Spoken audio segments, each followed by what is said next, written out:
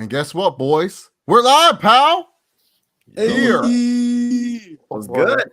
Bringing you guys a GOG. The Grooves of Greatness is back. Y'all thought we were done back in 2014. Nah, we making a comeback. The GOG is back because, boys, Tony Khan is not the only one with a big announcement. Vince McMahon is not the only one with a big announcement. I have a big announcement. Tony Khan actually purchased the GOG for an outstanding sum of $30. FIFO Select reported that. So, yeah. So I'm getting a hot dog and a handshake. But... I'm taking all the money from this one, pals. But anyways, at this point. But anyways, let's introduce the members of the GOG. First off, there would be no GOG without the heart of the Gurus of Greatness. Former leader of the Gurus of Greatness. We have Ace the Wrestling Nut. Ace, how's it going, bud? The David Otunga of the GOG.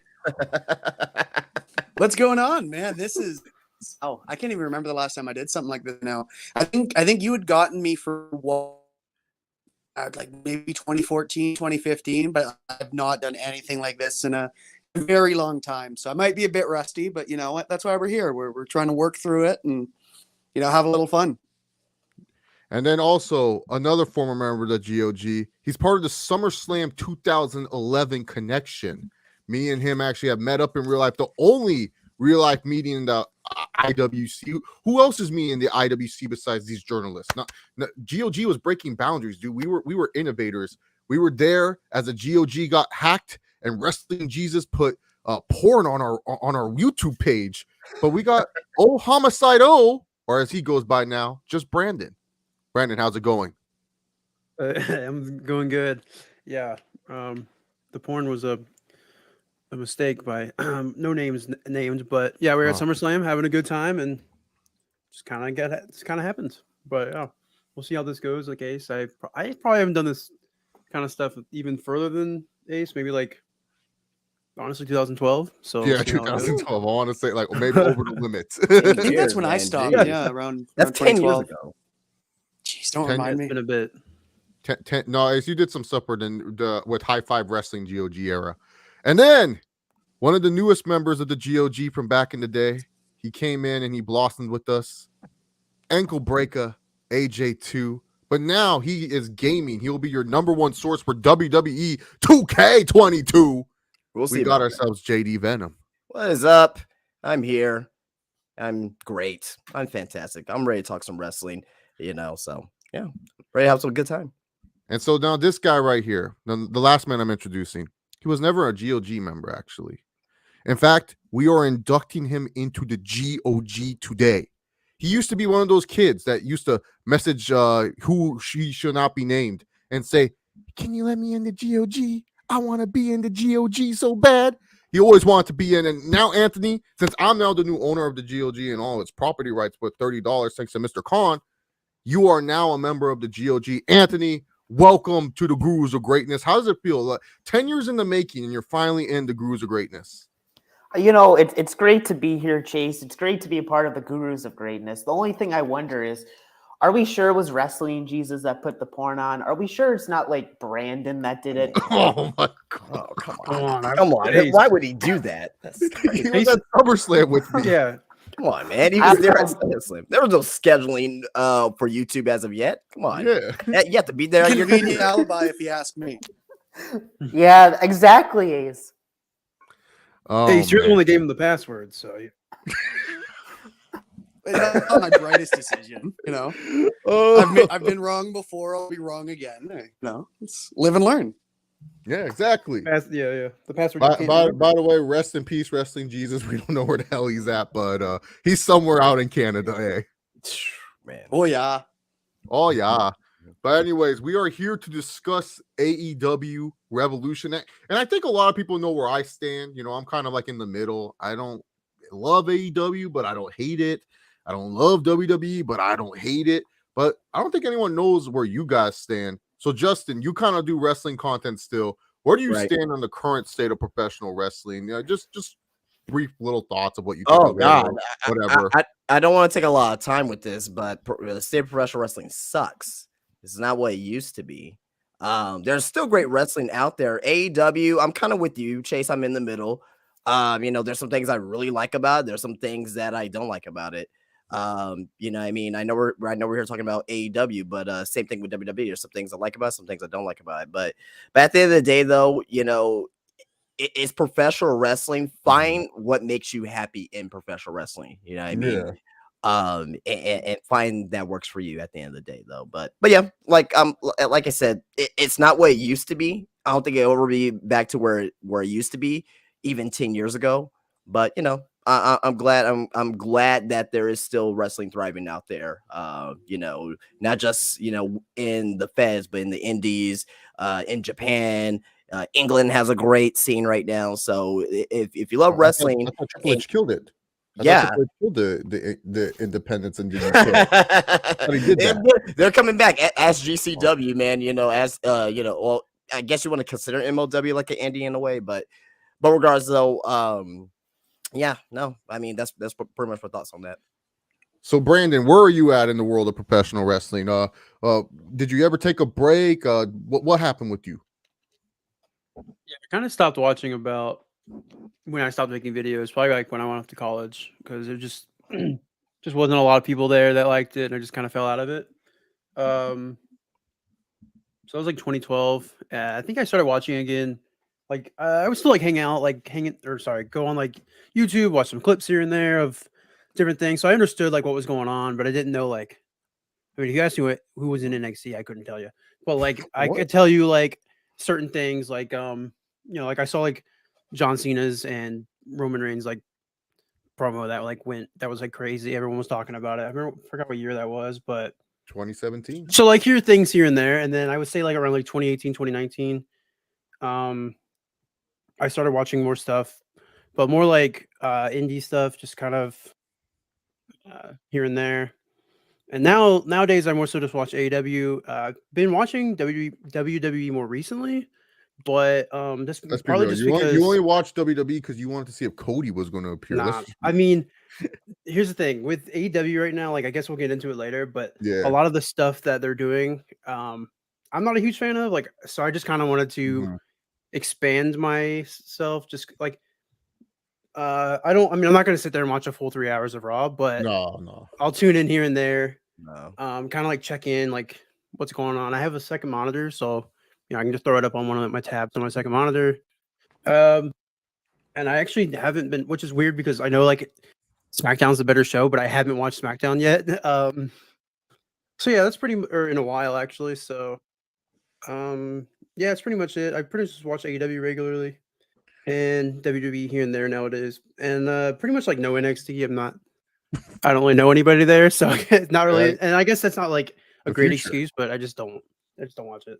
I don't, because a lot of people don't like 2.0 because they say it's like, I think because three of us here kind of watch 2.0 regularly, Justin, Anthony, and I think I like the new version of 2.0 because it actually feels like a developmental. I remember going back and watching like the old school, not old school FCW, but FCW when like Wade Barrett and Drew McIntyre and John Good, aka John Moxley, aka Dean Ambrose, was there. So that's what I kind of like how 2.0 is presented. I love Carmelo Hayes, Braun Breaker, awesome dudes.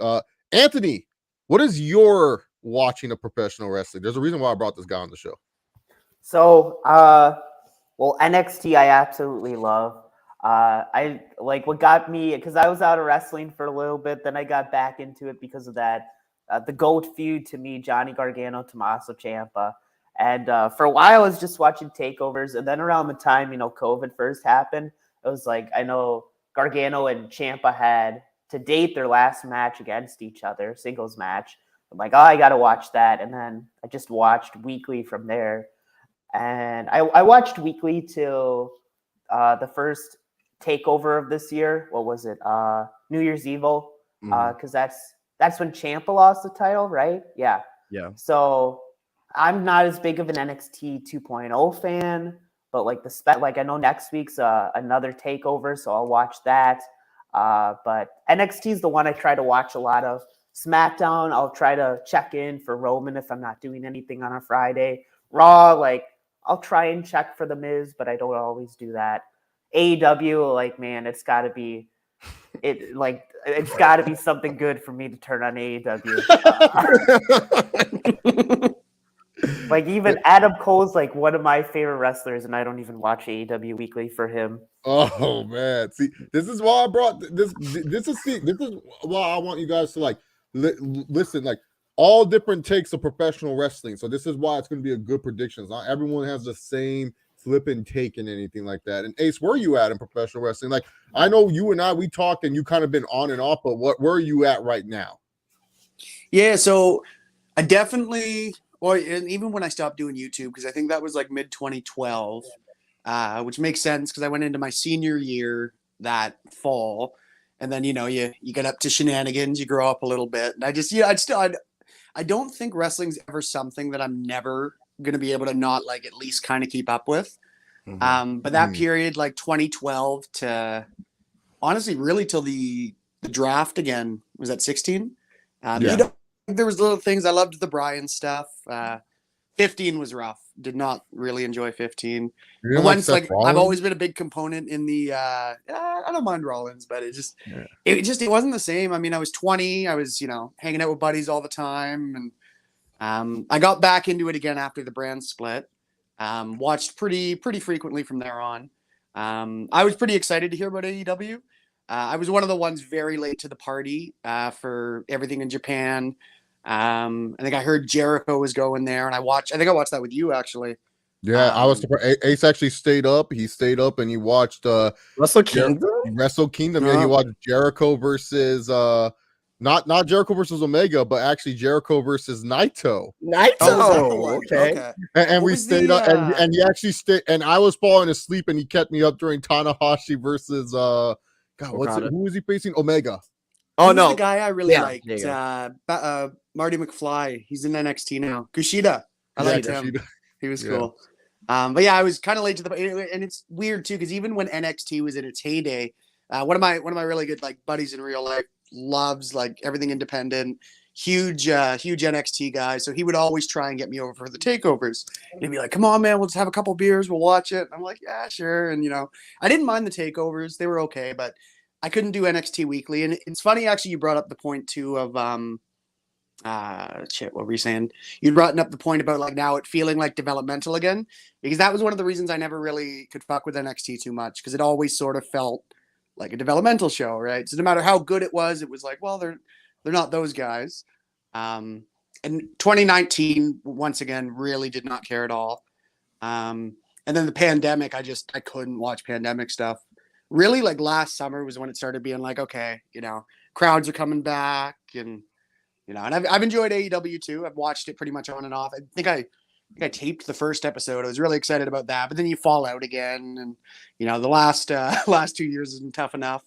But yeah, so I don't think wrestling's ever something that I could ever not ever pay attention to. Even if I stop watching, even if it sucks, it's always like, well, AJ jumped over. That's kind of cool, So I think it's going to be something that's for better or worse here for life. Yeah, well, hopefully it's for better. But exactly. There you go. All right. So, anyways, AEW Revolution is happening this Saturday. So I just want to go a quick scale 1 to 10. How excited are you for this pay-per-view, Justin? 1 to 10. How excited? 3. 3. Okay. Brandon, 1 to 10. How excited? Oh, about the pay-per-view? Sorry. Yeah. Like a 4 or 5. Okay. Definitely not as excited as past pay-per-views, but Anthony, I'm gonna watch. What's your 1 to 10 rating? Probably like a 1 out of 10. I don't know if I'll watch it. Ace, what's your rating? I'm actually looking more so. I'm sure we'll get into it later. Like Brandon was saying, I'm more 1 to 10. Just give me an answer. You can break it down later. Let's go. I'm gonna go 6. Just to all right, Brandon. Oh, okay. I'm also in the 4 range of this pay-per-view. I don't know, something about this pay-per-view. A lot of AEW wrestling fans will tell you this is the greatest card they've ever seen from AEW, which I'm like, I get it that AEW barely has pay-per-views, but why is this always a discussion? Like, oh, this is the greatest card. It's like, this is probably, in my personal opinion, the weakest card out of everything. I think Full Gear last pay-per-view was way better. All Out killed this pay-per-view card. There's only one match I'm excited for. The rest of the matches are kind of like, and one of the matches I should be excited for, but they waited so long for it. I'm not even excited for it anymore. Yeah, I would agree. So I think that I'm 100% with you on that. Like, this card here, I mean, I won't say it's the worst. I mean, the card that had Anthony Ogogo in there, what was that, Revolution last year? that was Double or Nothing. Or Double or Nothing. Nothing, wherever it was. Like, Yeah. come on, man. Like, with the exception of the because that was the Inner Circle one, right? With the Stadium Stampede. Stadium Stampede 2. Okay, so Revolution, so last year's Revolution, that was the Bob Wire death match, right? Yeah, that was the fun. Okay, Right, that was the worst. That was the worst pay-per-view. Like, yeah, I mean, I don't think we're gonna get there. But overall though, like, this pay-per-view is, I mean, they got some good matches on the card, but a lot of these are overly predictable, which I think is probably, I won't say it's gonna kind of hurt a little bit. With the overall excitement, being excited for the card. Is there gonna be great wrestling? Absolutely, there's gonna be fantastic wrestling. You know what I mean? But as far as me being excited, yeah. I do find it kind of tough though, especially when you say, like, a lot of people are saying it's it's the greatest card ever. I think a lot of that sort of, when especially in this day and age for social media and whatnot, like, it's a big us versus them mentality.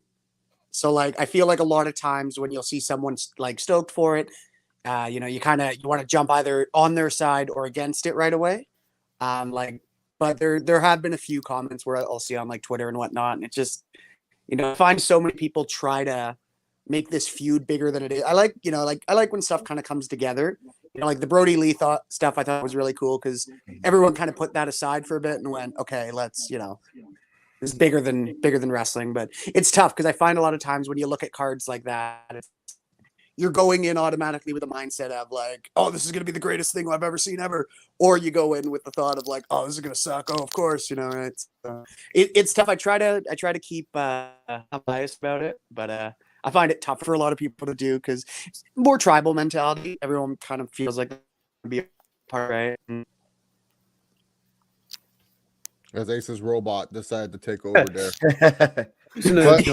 I would say I don't think it's gonna be like the worst card like Justin was saying, but I think, like, for me, like, bad for AEW was like maybe like All Out 2020. I can't really tell you, I did not enjoy that card personally, but like that I don't think like I think it was like Moxley MJF, which was good, but like a good feud, but the rest of it pretty forgettable. I mean, you had the Orange Cassidy and Chris Jericho Mimosa match. That was, things like that. I remember, I was literally like trying to think what was on All Out 2020. I was like, what? There had to be a match, and I was like, that's all I can remember was the match that you just said. Oh. I liked that stupid shit. Actually, not gonna lie. Yeah, I know you do. I got a kick into that shit. So. Anthony, what do you have to say about past AEW pay-per-views? Which ones have you viewed? Well, I mean, the one that gives me PTSD is the one where Adam Cole debuted. That was PTSD. That was a hard one. I was yelling no. My little apartment to myself, I was yelling no. I was so sad to see him go over to AEW. I don't know. I can't really think of a lot of like AEW pay-per-views I've watched, let alone like moments I've watched. Like probably the one I remember the most was like the Sparklers when they went off. Like I did watch that. Revolution last year, yeah. Yeah. And I was like, oh, was that a year ago? Man. Can't believe people are sneaking to Anthony Ogogo. Poor Anthony Ogogo. He's just but he ain't good right now. But all I know is there's only a few title matches. I don't think any of them are going to change hands, but the ones that there should be two that change hands, and it's not the women's titles. Let me put it that way. Guess what, Anthony? You transitioned so beautifully to the TBS Championship. Look, we're not going to talk about no pre-show. It's on free on Fight. You can watch Chris Statlander versus legit Layla Hirsch. I'll choose not to. And you're not putting Hook on the pay-per-view. You're going to just give the golden child of Team Taz, the handsome devil of Team Taz for free. Man, Mr. Rampage, baby. Yeah, Mr. Rampage against QT Marshall. Where's my boy Big Show? But anyways, enough about Big Show. We got the TBS Championship. Undefeated Jay Curgill takes on Ty Conte, who I don't even know is on the rankings. I didn't even see her on the most recent AEW rankings, but she kind of makes the most sense to face Jade Cargill. TBS Championship. Jade's defending the title. My concern with Jade with this was that they were promoting her record too much. So I was like, oh no, they might have her lose it soon. But then when I saw Ty Conte come out, I was like, yes, she ain't losing this belt soon, because I feel like Jade, she's perfect as she is. I do think that the record may get broken sooner than we want to, but not against Ty Conte. But this match right here, I have zero interest in it. I think it will be, honestly, I think it will be bad. I think Ty Conte kind of gets a little bit overrated with how much of her improvement is. And Jade Cargill, it's not like, and the thing with Jade is she's still, learning certain stuff in the business. I feel like it's going to be, maybe these two will go out there and beat the crap out of each other. Who knows? But I ain't looking forward to this match. But I got Jade Cargill winning. Justin, what do you say about that? I got Jade Cargill as well. She's not going to lose the title right now. Jade Cargill is a star. No wonder why WWE is possibly looking into getting, her and Wardlow and, looking into picking some of these AEW stars away from Tony Khan. I've been watching Tay Conti since the very first Mae Young Classic when she was in that tournament, and she did not know a wrist lock from a wrist watch, wherever the saying is, right? She's improved tremendously. Now she's not great or anything like that, but she improved tremendously. They're not going to end they're not going to end this undefeated streak of Jade Cargill soon. Looking at the current roster right now, I don't see who's going to take this title off of her. It's going to have to be somebody from the outside, maybe like a Mia Yim. You got Tony Storm out there, right? Somebody like that got let go from WWE, a great wrestler, is going to come in and take that title off of Jade Cargill. The current lineup right now in this women's division is not going to happen. Hikaru Shida, no, that's going to be a big downgrade for her. Someone like Serena Deeb, no, I mean, heel versus heel program is not going to work, right? Mercedes Martinez, maybe, but I don't see Mercedes Martinez coming in to be a person that's going to win titles. She's going to be there to put over the younger talent. So I'm going with Jade, and I don't even think it's really a debate at this point for that.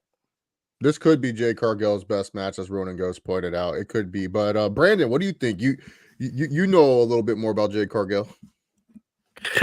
I would say that I am not necessarily excited for the match, but I'm excited to see Jade on a pay-per-view, just more like in a bigger spotlight. A lot of her matches are, squash matches. She goes out, she wins, which is fine. She looks really strong. But I do want to see her more in a setting of a pay-per-view type match. I think that's actually really good, be really good for her. I understand why Conti's in the match. I mean, like what Justin was saying, like you can look at their roster, like who would you put in the pay-per-view match with her? I mean, who else would it be? Anna Jay, maybe. They've already done that. They've already done that match. They're not going to do it again on Rampage. And Conti makes the most sense because she's outside. She's probably one of the more popular wrestlers they have. And they're not going to do Serena Deeb, like she's doing her own thing, and like it wouldn't make sense versus Jade. So I mean, and there's a lot of people, a lot of women's wrestlers right now on AEW that are just too green. A lot of them just need time, and I think that a lot of them are just in other programs, like smaller programs. So I think it's okay, but I don't think the match is going to be very good. But I am excited to see Jade on a bigger stage. So I do think Jade's going to win, but I don't think there's any question about that. If she does lose, I don't even know what to say. That'd be crazy. I'm just worried because they keep hyping up the record, and we all know in wrestling, when they hype something up like that, they end up losing. I think that AEW has a very big I don't know. I think that they just love hyping things up like that. Yeah, because they want you to feel like it's a huge deal, which it is. I mean, it is. I mean, it should be considered a big deal, but I mean, you can just look at how Tony Khan looks at every announcement. Every announcement is bigger than the last. Now this one, the greatest announcement of all time. Here's Keith Lee. This one was pretty big, but that was probably. I'm just saying, but I love Christian, but like he made the Christian one out to be like it was going to be John Cena. He's learned from that one though. He learned from that one though. Yeah, you're right, exactly, and that was a year ago. It's fine. See, sometimes because I'm always of the belief is this. Before I ask Ace about this match, I always try to say I separate WWE and AEW, and the reason why I say that is because I can't compare AEW to WWE. They're a 3-year-old company. I allow them to make mistakes. I know they're going to make some mistakes. I'm not going to be too harsh on them if they make a mistake or anything like that. And sometimes, like I said, with the Jay Curgill, her record being pushed, that's more of the Chase's breeding the WWE comparison type of thing. Like, oh, WWE would do this and stuff. So sometimes I do have a little bit of trust issues, but that's mostly because the other company has made me have trust issues. Like, and then not just this company, but another company called TNA, major trust issues lost with that. So that's why for me, I try to make sure I don't compare AEW and WWE in terms of that. Oh my God, my fucking puppy's barking. Ace, what are your thoughts on Jay Curgill versus Ty Conte? By the way, Yeah, not sponsored much. by Bain Energy. Not like, and I do really like Jade. I think, yeah, I don't really have too much to say about this. She's gonna win. At least I hope she is. And I guess it does make sense for Conte to be in this spot now too. It's funny though. I was just thinking about it. There's not really, at least at this current time, there's not really a whole lot of face women you could put in that position. Do you think, like Britt Baker at the top, right? Jay Curgill. There's not really a whole lot of like face names that you could look at and be like, oh, that's a big enough star to put, in that spotlight. Hopefully that's something that changes in the coming months and we get a couple bigger names, but yeah, not too excited for this, which sucks because I do really like Jade, but yeah, I got Jade winning pretty easy. And Tian Kupner has the same thing. He thinks the streak will continue. Anthony, do you know any of these women or no? I do know the women. Believe it or not. I mean, I guess like Tay wins, like she didn't, or not Tay, Jade. She's the champion. I was gonna say, wow. No, like I mean, did she just win the title? She's the first champion. I know AEW, they just love giving people long reigns. They can't give people short reigns. They can't have transitional champions. We got to get these guys to hold the title for over half a year before they drop it. So it'll probably be like All Out or whatever. That's in like September, right? That's probably when she'll drop it because she's got to have a long reign. Which like Jade's a good talent, so I don't mind that. But yeah, Jade. This is a match that should not be on pay-per-view. It's AFHO, which I don't even know what it stands for, but it's Andrade, Matt Hardy, and I think one of the private party people taking on Team Sting, as I'm calling them. Sting, Darby, and Sammy. Look, this is just, we need to get Darby and Sammy on the card. They're super popular and over in Orlando. Let's get them on the card. Look, if Team Sting doesn't win, I don't know what's going on. I think the most exciting thing is Jeff Hardy going to come out? Like, I think that's what more people are excited about for this match. Team Sting should win. You know what? I love Sting in AEW. And in fact, I'm just going to say it. I don't care.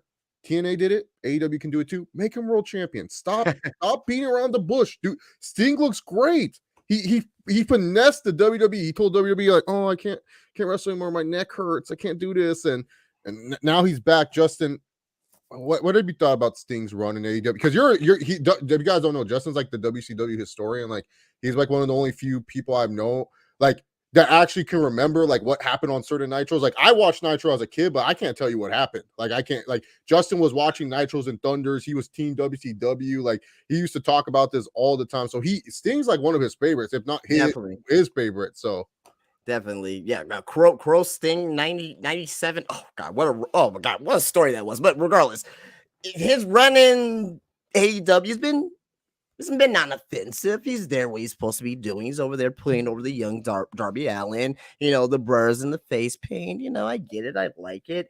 Making him world champion, I don't know. And then Sting's one of my favorites. I mean, it would be funny though, just to have him, just have Jeff Jarrett come out, just be like, I'm back, baby, and just do the feud, man. I will actually mark out for that, believe it or not. But in all seriousness though, for this fucking match here, why are we having a triple threat match tomorrow for the TNT Thank title? you. But you can't have it on this fucking pay-per-view. Right. That is one of my issues with AEW. Like, you're doing things like there's a lot of issues with AEW that I can go off about, but this is one issue I have right here, right? You're gonna build up the TNT title, right? You have Sammy Guevara, who defeated Cody, right? He's gone right now from AEW, right? He may come back, may take over the whole Ring of Honor thing at this point. But you have Sammy Guevara, 2 belts, you know what I mean? Then you have someone like Darby Allin, former TNT champion. Then you have Andrade, who quite frankly has had a shitty run so far here at AEW. I don't care what nobody says, right? Johnny Gargano, what's it called? That was his best work ever, man. He made us believe Andrade was some exactly. talent. Take over Philadelphia was like one of the best pro wrestling matches that WWE's ever done. I think that got 5 stars, 5.5 stars from. I tell people that's like one of my top 5 favorite matches. Like, I'm not even kidding when I say that. That and the Kota Ibushi and Cedric Alexander match, I at least watch. Oh, I love that match. I watch those matches again at least once every year. So yeah, no, I got my CWC shirt somewhere over here. That's how much I love that tournament. But back to the match here. You know, Andrade, since he came to AEW, he had a great match against Cody, right? You know what I mean? That flaming table spot. You know what I mean? The thing with Chavo, right? But what has he done? He's not done a lot of stuff. Now he's gonna be on this pay-per-view event, right? In this 6-man tag. But I think if you would have had the triple threat match and have Andrade go over, I don't even know if he's gonna go over or not tomorrow night. I don't really think that's really the main issue here. The main issue here is that AEW, they just neglect of not putting on this triple threat match on the pay-per-view itself. Why? To get Sting a payday? And then CPZ says it here in his comment, like, it's like we're trying to set up something big for this pay-per-view. It's like that's the problem with AEW too. They rely too much on these weird big moments on pay-per-view. I just want to answer Ronan Ghost. I did see her women's list. Pretty solid, but a lot of those are heels. Not a lot of them are faces. Penelope Ford, heel. Thunder Rosa, she most likely could win the title. Anna Jay, face. Red Velvet. You know, Anna Jay might turn on Jay Cargill. They might do something stupid like that. But I like T and Kupner's idea. Why isn't this like a ladder match? But then again, we do have the face of the revolution, which we talked about. Anthony, do you know anything about these guys?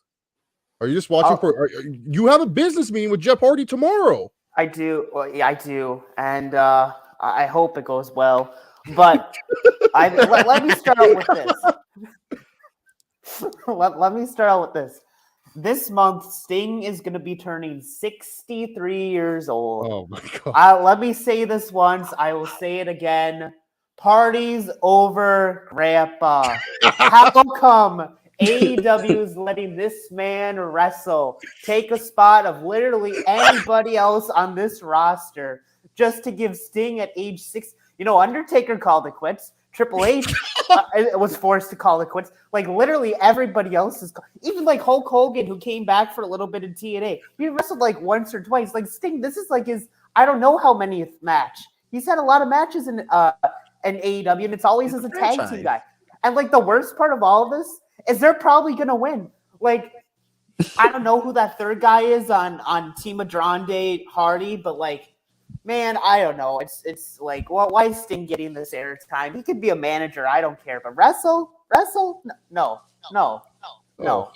Who wins this match? You're probably right. It's probably Team Sting, because of course it is. Yeah. Of course, Icon. Brandon, what do you think of this match? Well, that third guy, Anthony, who's going to be taking the pin. I would say that, it's not like a great match. No one's really looking forward to it. But I think that there are some interesting things that could come out of it in terms of not really, because I don't really care for Matt Hardy too much. But I think that on that side of things, they've been kind of like teasing like friction between Private Party and Matt Hardy. And I think that could be good. Do like Matt Hardy and Jeff Hardy versus Private Party. That would actually be a pretty decent match. Because I think that like the direction would probably be Isaiah Cassidy eats the pin. Just one more thing to make Matt Hardy annoyed at him. Then they have like their match. I don't know. But I think that this is just a weird match. It's just to get people on the card. And this could have been Rampage tomorrow night. And then the triple threat or something on the pay-per-view. I don't know. But also, I hope Sammy stops coming out with 2 belts. I think it's stupid. Why did he come out with 2 belts? Undisputed champ, baby. Did he ever explain?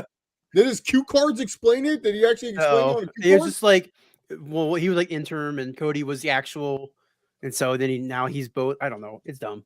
Yeah, I don't know. I'm not really. It's either this match is going to set up for something future with like Jeff Hardy, and Matt Hardy, or have like a big surprise. I don't know. No, if Anthony has anything But to say about it. or nothing. If Not that nothing, the Briscoes have anything if to say nothing about it. else, You're right. if nothing else, I'll it's just watch it so all Tony goes tomorrow. Khan.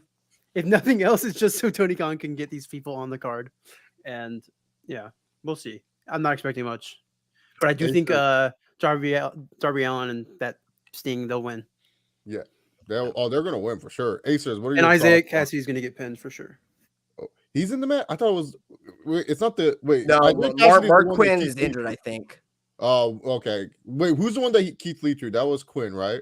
No, that was Cassidy, I think. That was Oh, okay. Cassidy. Yeah. Oh, okay. So I always get them confused. Cassidy's actually not. I actually like Cassidy. I think he's No, good. he's good. He reminds me of. I feel like he has singles potential. To be honest, I'm not saying like main eventer. I'm just saying he could be a singles guy. Acers, what is your thoughts? Yeah, so I can't remember if it was you, Chase, or Justin that had said it, about, we got to get Sammy and Darby on the card. This match is specifically to get Sting on the card. And you know what? Honestly, I'm fucking here for it. I know Anthony's not a fan. Fuck it. I think it's kind of cool to see a 63-year-old still be able to do that. You can't tell me like you see him jump off something and you're like, what? He can still do that? It's fucking dope. Yeah. But yeah, I mean, he has been around the block for quite some time. I feel like I do get this where should to. Oh, sorry, what were you saying? I feel like this should open the pay-per-view. Kick it off and stuff like Yeah. that. The fans will be hot. Kind of It'll reminds have, me like, of those that cool- early like 2000s WWF Daniel shows Bryan where you has get like anything to say a about 6-man tag. Oh, yeah, that's Be like true. the Dudley Boys, with some single star. I kind of like that for a kickoff match. But yeah, Sting and them win. I do agree. The triple threat, I think, should have been on the main card, but it's showtime, baby. You got it. You can't, Sting and putting one over, man. What Sting has is he undefeated? No, he's had one loss, I think. Maybe they've had honestly, one. I hope Sting gets the pin. I don't think has he taken a pin? He has not taken a pin. No, he hasn't taken a pin. No, Dude, so Sting, he hasn't lost. If you don't take a hasn't pin, you taken a didn't lose. pin? no, yeah, No. dude, Oh my Sting, gosh. Anthony, you Oh, missed okay. it. He's taking a table spot. Franchise. He's the franchise. He got Anthony, he got you put through a missed it. table at one point. 63? But he's still the franchise. You missed it, Anthony. When This they isn't went back 2000 to anymore. when they went back to our nation's capital, Sting literally was beating up the Acclaimed all by himself. He was just no selling them and stuff. It was great. I've actually enjoyed stuff they've done with Sting so far. Like their match last year, I think it was Revolution. Yep. I actually really liked that match. I mean, the commentary ruined The it. men of But the year. You Yeah. talking about the Sam Mack match? yeah, that one. Yeah. No, I like that one. Sting's I been mean, the back a year commentary already. No shit. Yeah, Wow. the commentary kind of ruined it for me, but the match itself, like the cinematic, was good. I liked it. Yeah, it was good. Yeah. All right. And Well, him we like got no selling the table spot, perfect. We're going to go to one tag title match to the World Tag Team title matches. We got the Young Bucks taking on Dr. Agon, taking on the Jurassic Express. I feel bad for the Jurassic Express here. I mean, these guys have been the most overshadowed tag team of all time. Look, they're going to retain the titles, but we all know what this match is about. It's about the Red Dragon and Young Bucks stuff. I mean, will be a fun match. We'll have some cool flippy action. This is the ROH special. Like, I love these ROH special matches, TNA special. You just do a bunch of stupid shit. But yeah, the Jungle Boys are going to win. Anthony, I actually want to kick off with you because your favorite tag team of all time is wrestling in this one. Yes, it is great to see. Well, I'd say it's great to see, but I prefer to see it on like SmackDown or Raw. But it's great to see the Undisputed Era still running. And they gotta win. They gotta win. I think they'll win. Unfortunately, no, which I think is dumb. But they should win. Like Bobby Fish, No, they Kyle shouldn't. O'Reilly. Fantastic duel, especially if they decide to give the championship to the right Adam tonight. I would absolutely love it. But do I think it happens? Probably not, unfortunately. But I'm cheering for Red Dragon or whenever Saturday, Sunday, whenever the show is. I'll be cheering for him if I do turn it on. Sunday. Saturday, we got to watch the UFC, baby. Wait, it's really Sunday? Okay. It's Sunday, yeah. I'll be UFC driving Saturday. Sunday. All right, Brandon, who do you got in this triple threat tag? Yeah, I think that it's definitely gonna be. I would say Jurassic Express are gonna win. I'm not a huge fan of Bobby Fish and Kyle O'Reilly. I think that they're both pretty boring. Of course you're not. I think their name is I think their name is stupid. Their name is awful. I hate it. I don't want Kyle O'Reilly ever pick up a mic again and talk. He's a BC boy. So awkward listening to him speak on the mic. Not that like I have any room to talk because I am too, but like it's not. I don't do it for a living, so whatever. I think that it's really kind of a lazy match to put together because you could have had this conflict with the Young Bucks and whatever the fuck their name is. You could have had that conflict. Red Dragon. Oh, NXT Rejects. You could have had this match without this conflict without this match. They could have accidentally eliminated each other. Like I don't know anything. I think that just throwing them in the match together to create conflict was kind of lazy. But maybe I'm wrong. I mean, maybe it will be great. I don't know. It probably will be a good match. I'm sure I will enjoy it. Oh, I already like to see the Twitter feed, Brandon. I just don't. Match of the year. I just don't think it was necessary. Tag team of the year is the Young Bucks. They always deliver. Yeah. That being said, though, Jurassic Express have been relegated to Rampage so much that no one even knows who they are anymore. Yeah. And this is the only Red Dragon and Young Bucks, so they're the only real like tag team storyline right now. So them being in the match does make sense for that reason. Yes. Because I can't really tell you any other tag team that is like who like I don't know who else you would say. So it does make sense for that reason. I just wish that Jurassic Express felt like a bigger deal than they are. They're always on the tape show that most people watch on YouTube, and I don't know. It's a really weird match. But I do think Jurassic Express will win because they'll have the conflict between the two other teams. They'll probably one of the other two will cost the other one the loss. To something like that. Maybe AEW should have hired some people that will control their narrative, and maybe that's who Jurassic Express could have wrestled. They could have fought EC3 and the Titan. Justin, who That's not Strowman's. You don't even want to get. I don't want to get into CYR right now. No, we'll talk about that one day. But, yeah, we'll talk about it another time. I'll talk about the Undisputed Era taking on the Young Generation Me taking on this new Austin from Big Brother. Right. I love BB17 Austin.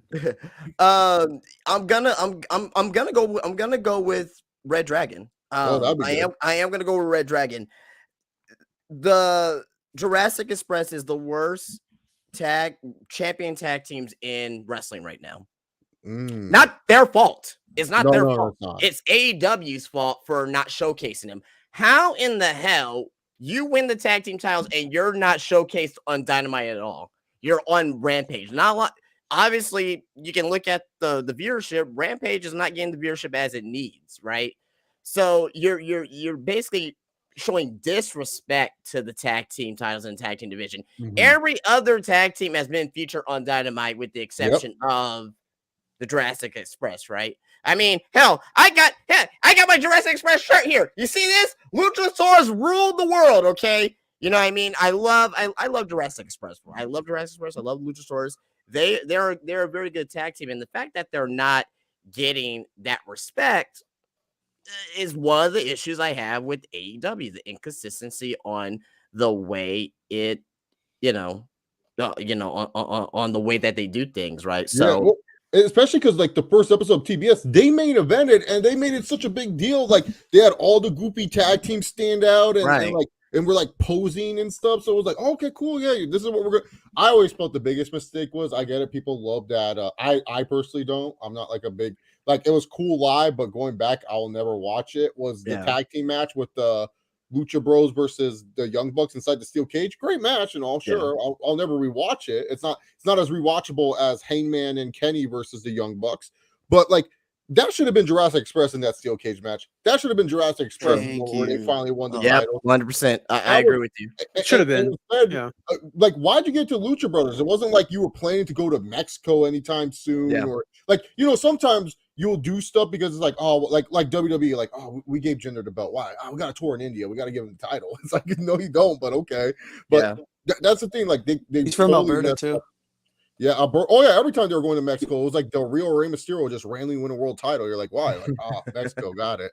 So, but I'm gonna go with Red Dragon. And the reason behind the main reason behind it is that they need something to advance this feud with the Young Bucks, right? I mean, it's not a feud, it's not a potential feud yet, but they need a reason to advance it, right? And I think having the titles is going to really push it there. We'll get to Adam Cole and Adam Page here, but we may see something that we seen a couple years ago, not even a couple years ago, last year in NXT. You know what I mean? If you guys remember that, I think I do not remember that. I remember it. well. Regardless, though, you know, I really think that Red Dragon and having them feud with the Young Bucks over the tag team titles is the direction that they're going to go. And all of a sudden, the titles are going to be back on Dynamite after that. So I will say, just really quick, if Red Dragon does win it, I would think that Adam Cole should also win. But that's just me. This is an interesting. I don't think he will, but I think that he should. I think he should regardless. This is an interesting comment by J Mac. He says Rampage isn't supposed to do good. It's just an extra hour of wrestling.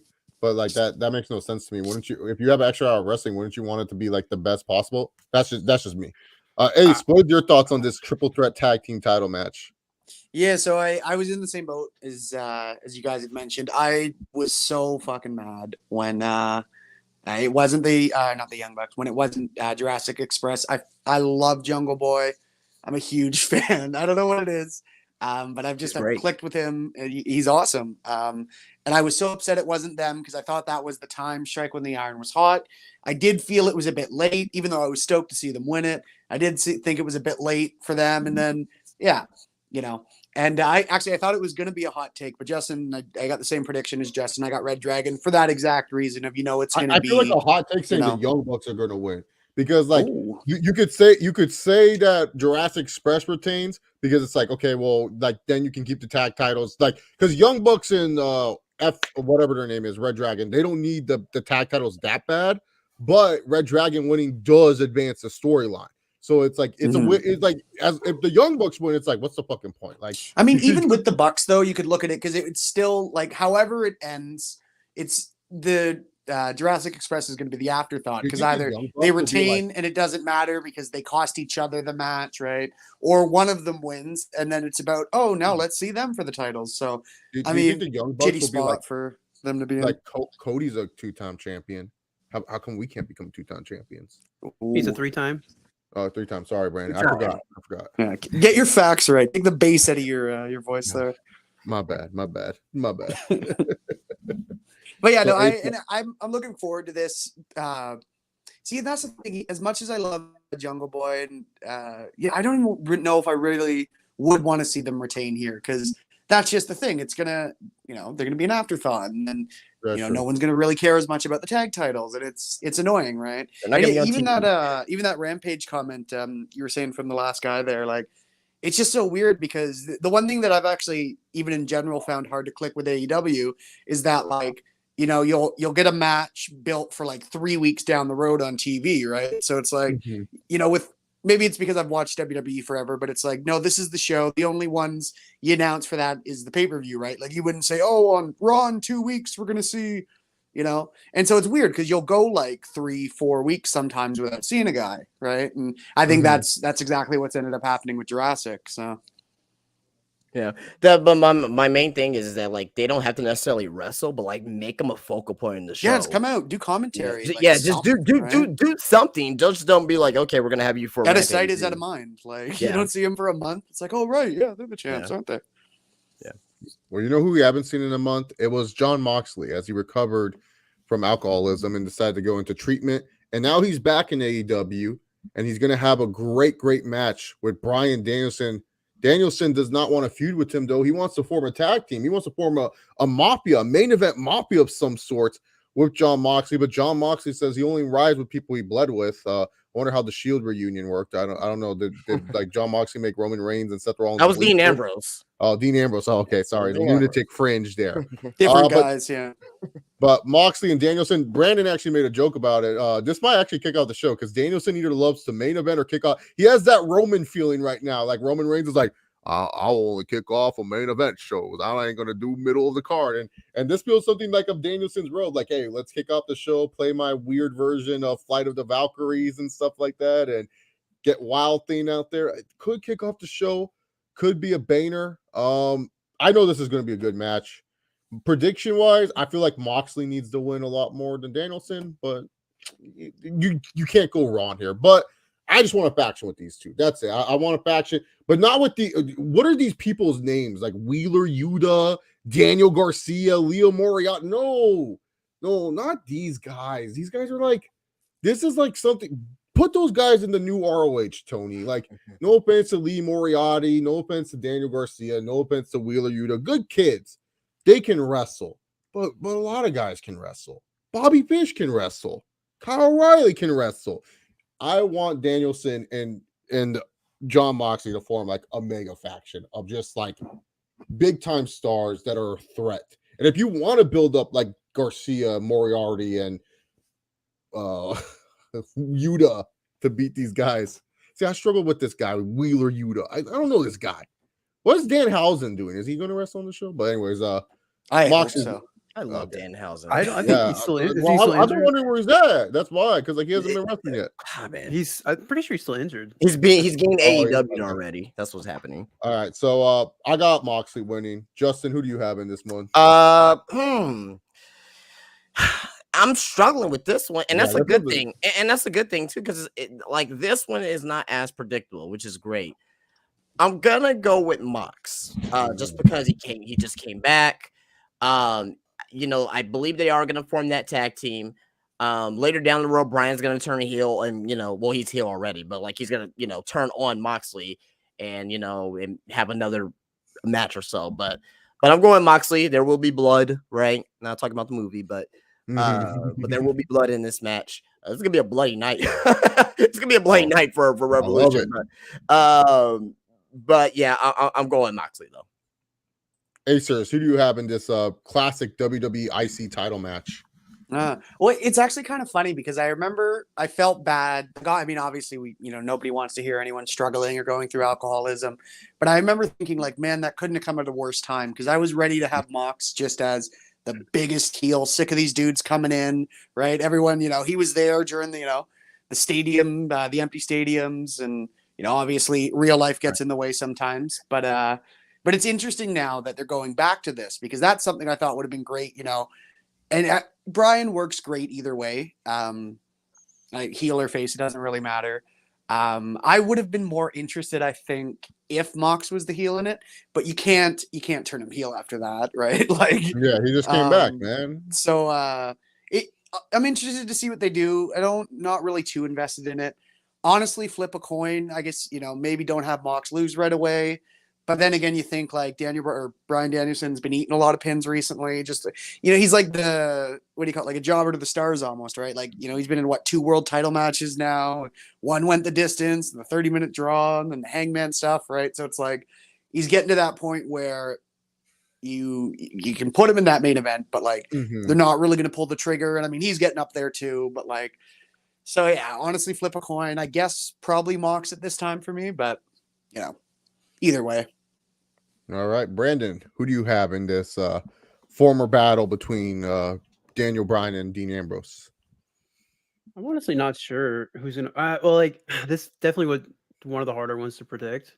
Yeah. Because I think that everyone's gonna be wrong maybe about how this one goes. Yeah, it could end up in a 30-minute draw. I mean, we all know AEW likes to go 8 hours on their pay-per-view. So yeah, I do think if someone wins, it'll be Moxley, just because it's like his first big match back. And I think that it's kind of like it would like prove to Danielson's eyes, prove the violence crap that he's been talking about, and not that it even needs that because they haven't. It's been more so like these younger talent if they have this violence, whatever that's embrace the hate, baby. Yeah, I think it'll be a really good match. I think it's probably be the best match of the night. I think that but I do think it's the hardest one to say who's going to win, and I don't really know what to say about it because it's so hard to predict for me.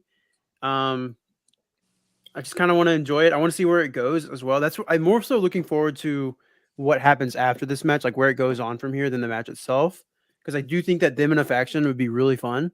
I don't really necessarily want to see them in a feud right now. I'd rather see them have this match, have a faction, maybe a feud later. But I think Moxley will win if there is a winner. Anthony, who do you have? I'll be honest, Chase. Up until you said I had no clue this feud was about wanting to be a tag team or not. Like I thought they just were like, oh, we're gonna wrestle or something. I don't know. I didn't know what the feud was about. But like, my perspective, I don't know how you have Daniel Bryan lose because like to me it's pretty obvious that they're like building him up. Or I shouldn't say it's pretty obvious. I'm hopeful that they're building him up to be champion within really before the end of the year. He should be a champion. So like and he has lost apparently. So like you don't want him to keep losing. So he should win here. I think ironically enough, like part of the reason Dean Ambrose came to AEW was because he was tired of the role he's in. But I think with all the people they've been bringing in lately, he's pretty much in the same role in AEW as he was in WWE. It's like, yeah, he's a top star, he's a nice talent, but there's also these other people that are a little bit bigger of a star that we rather put the title on. So like, who knows if and when Jon Moxley's going to be champion again? Yeah, he came back. It's great that he's back, but like, you got to build Daniel Bryan up to be hopefully the next AEW champion. So let's give Daniel Bryan the win here, and Jon Moxley can keep being upper mid Carter. Kuda. Who do you have in Jon Moxley versus Bryan Danielson? Oh, his mic ain't working. Kuda Chirumba, also GOG alumni. Well, Kuda nothing but the hits tonight, baby. I know. I wasn't expecting that. Well, Kuda Chirumba, he might leave after me, but he might spit some fire. Like, wait, hold on, time out. I can't hear nobody right now. Oh, okay. What's up, Kuda? Can you hear us? Oh, he couldn't hear anyone. So. Yeah, he just says "fuck you." Okay. I thought Kuda was gonna go in like Eddie Kinston does on the microphone. Eddie Kinston versus Chris Jericho. I don't know why this is on pay-per-view. To be honest, this should be on the Dynamite. I guess Jericho's contract, like, put me on the pay-per-view, baby. I really don't care about this. Oh man, Kuda has a beautiful landscape right now. Look at Kuda. Ladies and gentlemen, boys and girls, stop the presses right now. That shit. Stop the presses, all right? It is the one. It is the only. It is the motherfucker that they didn't let into the Grooves of Greatness because they're fucking assholes. It's the Kudacris. I need everybody to clap for me right now. I need claps right now. Please, clap for me. Clap for me. Hey, Kuda, how's it going, buddy? Thank you. Hey, Kuda. All right, everybody. I'm here. Everybody demand we're queer. Yeah, we're here. This is my pal Hank with me. Everybody say hi to Hank. Love is love. Love is love. Taking it in the rear, man. Yes, love is love. Hank, don't do that. We're politically correct now. All right. Let me just give you a recap. Pistons won by 3. Kate Cunningham with the game-winning block. Listen, I was in a section. Raptors fans, they were respectful. After they lost, they dapped me up afterwards. Yeah, they dapped me up afterwards. They were like, you know what? Good game. A shorty was feeling me, but you know what? I wasn't feeling it, so so now we're traveling to a safe place for me to get an Uber because an Uber to my place is like $100 right now. Jesus. It's only like 20 minutes. Yeah, it's crazy. What are we talking about right now? Can somebody give me the 411? So we just finished Moxley and Danielson. We're now talking about Eddie Kingston. Moxley and Danielson. Are we talking about All Elite Wrestling? I want to say something. Is Brandon here? Where's Brandon? Yeah, Brandon's here. Yeah. Listen, I'm back to carry. Listen, MEM Hollywood is here once again. Brandon, I don't know why you have to keep up with this gimmick. Like, do you really like AEW? Do you really like it? Does Brandon not want to talk? Yeah, I'll answer for him. He does not. I enjoy it. Yeah. You enjoy it? Oh my god! I don't know why you enjoy that shit, Brandon. That shit is anti-black. Anyway, let's see. I don't even know what this card's about.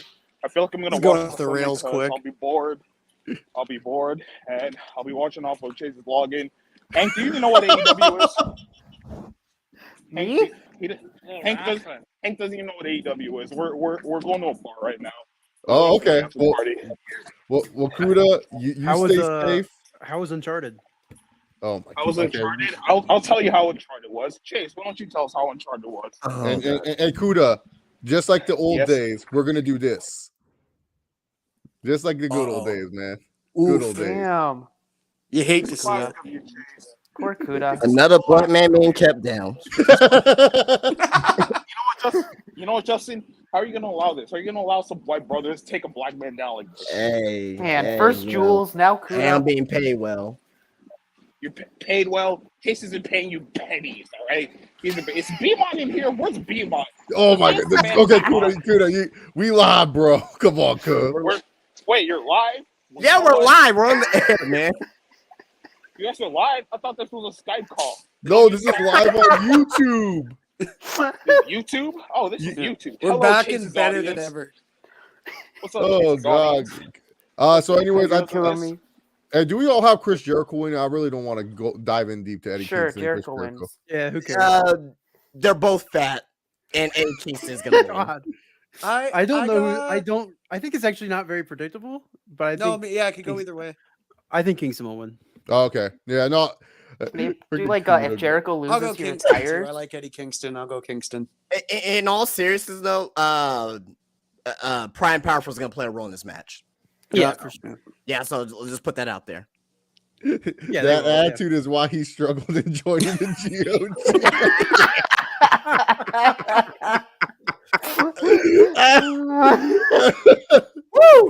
Oh man. Kuda was about to just scream about your stuff. I'm like, Kuda, we on the air, cuh. Oh man. That could have been a lot worse, actually. Yeah. You know, it- I love the energy though. You gotta admire the Hudson. Hey, I caught that shit beforehand, so you know me, man. All right, so we got ourselves the face of the Revolution ladder match. I'm gonna try my best to name off everyone that's in here. Keith Lee, Wardlow. They have another big guy, Will Hobbs, Ricky Starks, Orange Cassidy, and then either Christian Cage or Ethan Page, right? Yeah. Okay. Yeah, I like ladder matches like this. They're kind of goopy and fun, but this is like a Royal Rumble ladder. Or is everyone in the ring already? No, wait, everyone's in the ring. Yeah. Because sometimes AEW has weird gimmicks. I feel like you got to give this one to Wardlow, but I don't think they're going to. Like, I feel like they're just going to go like, oh, Keith Lee's the bigger name, so Keith Lee will win.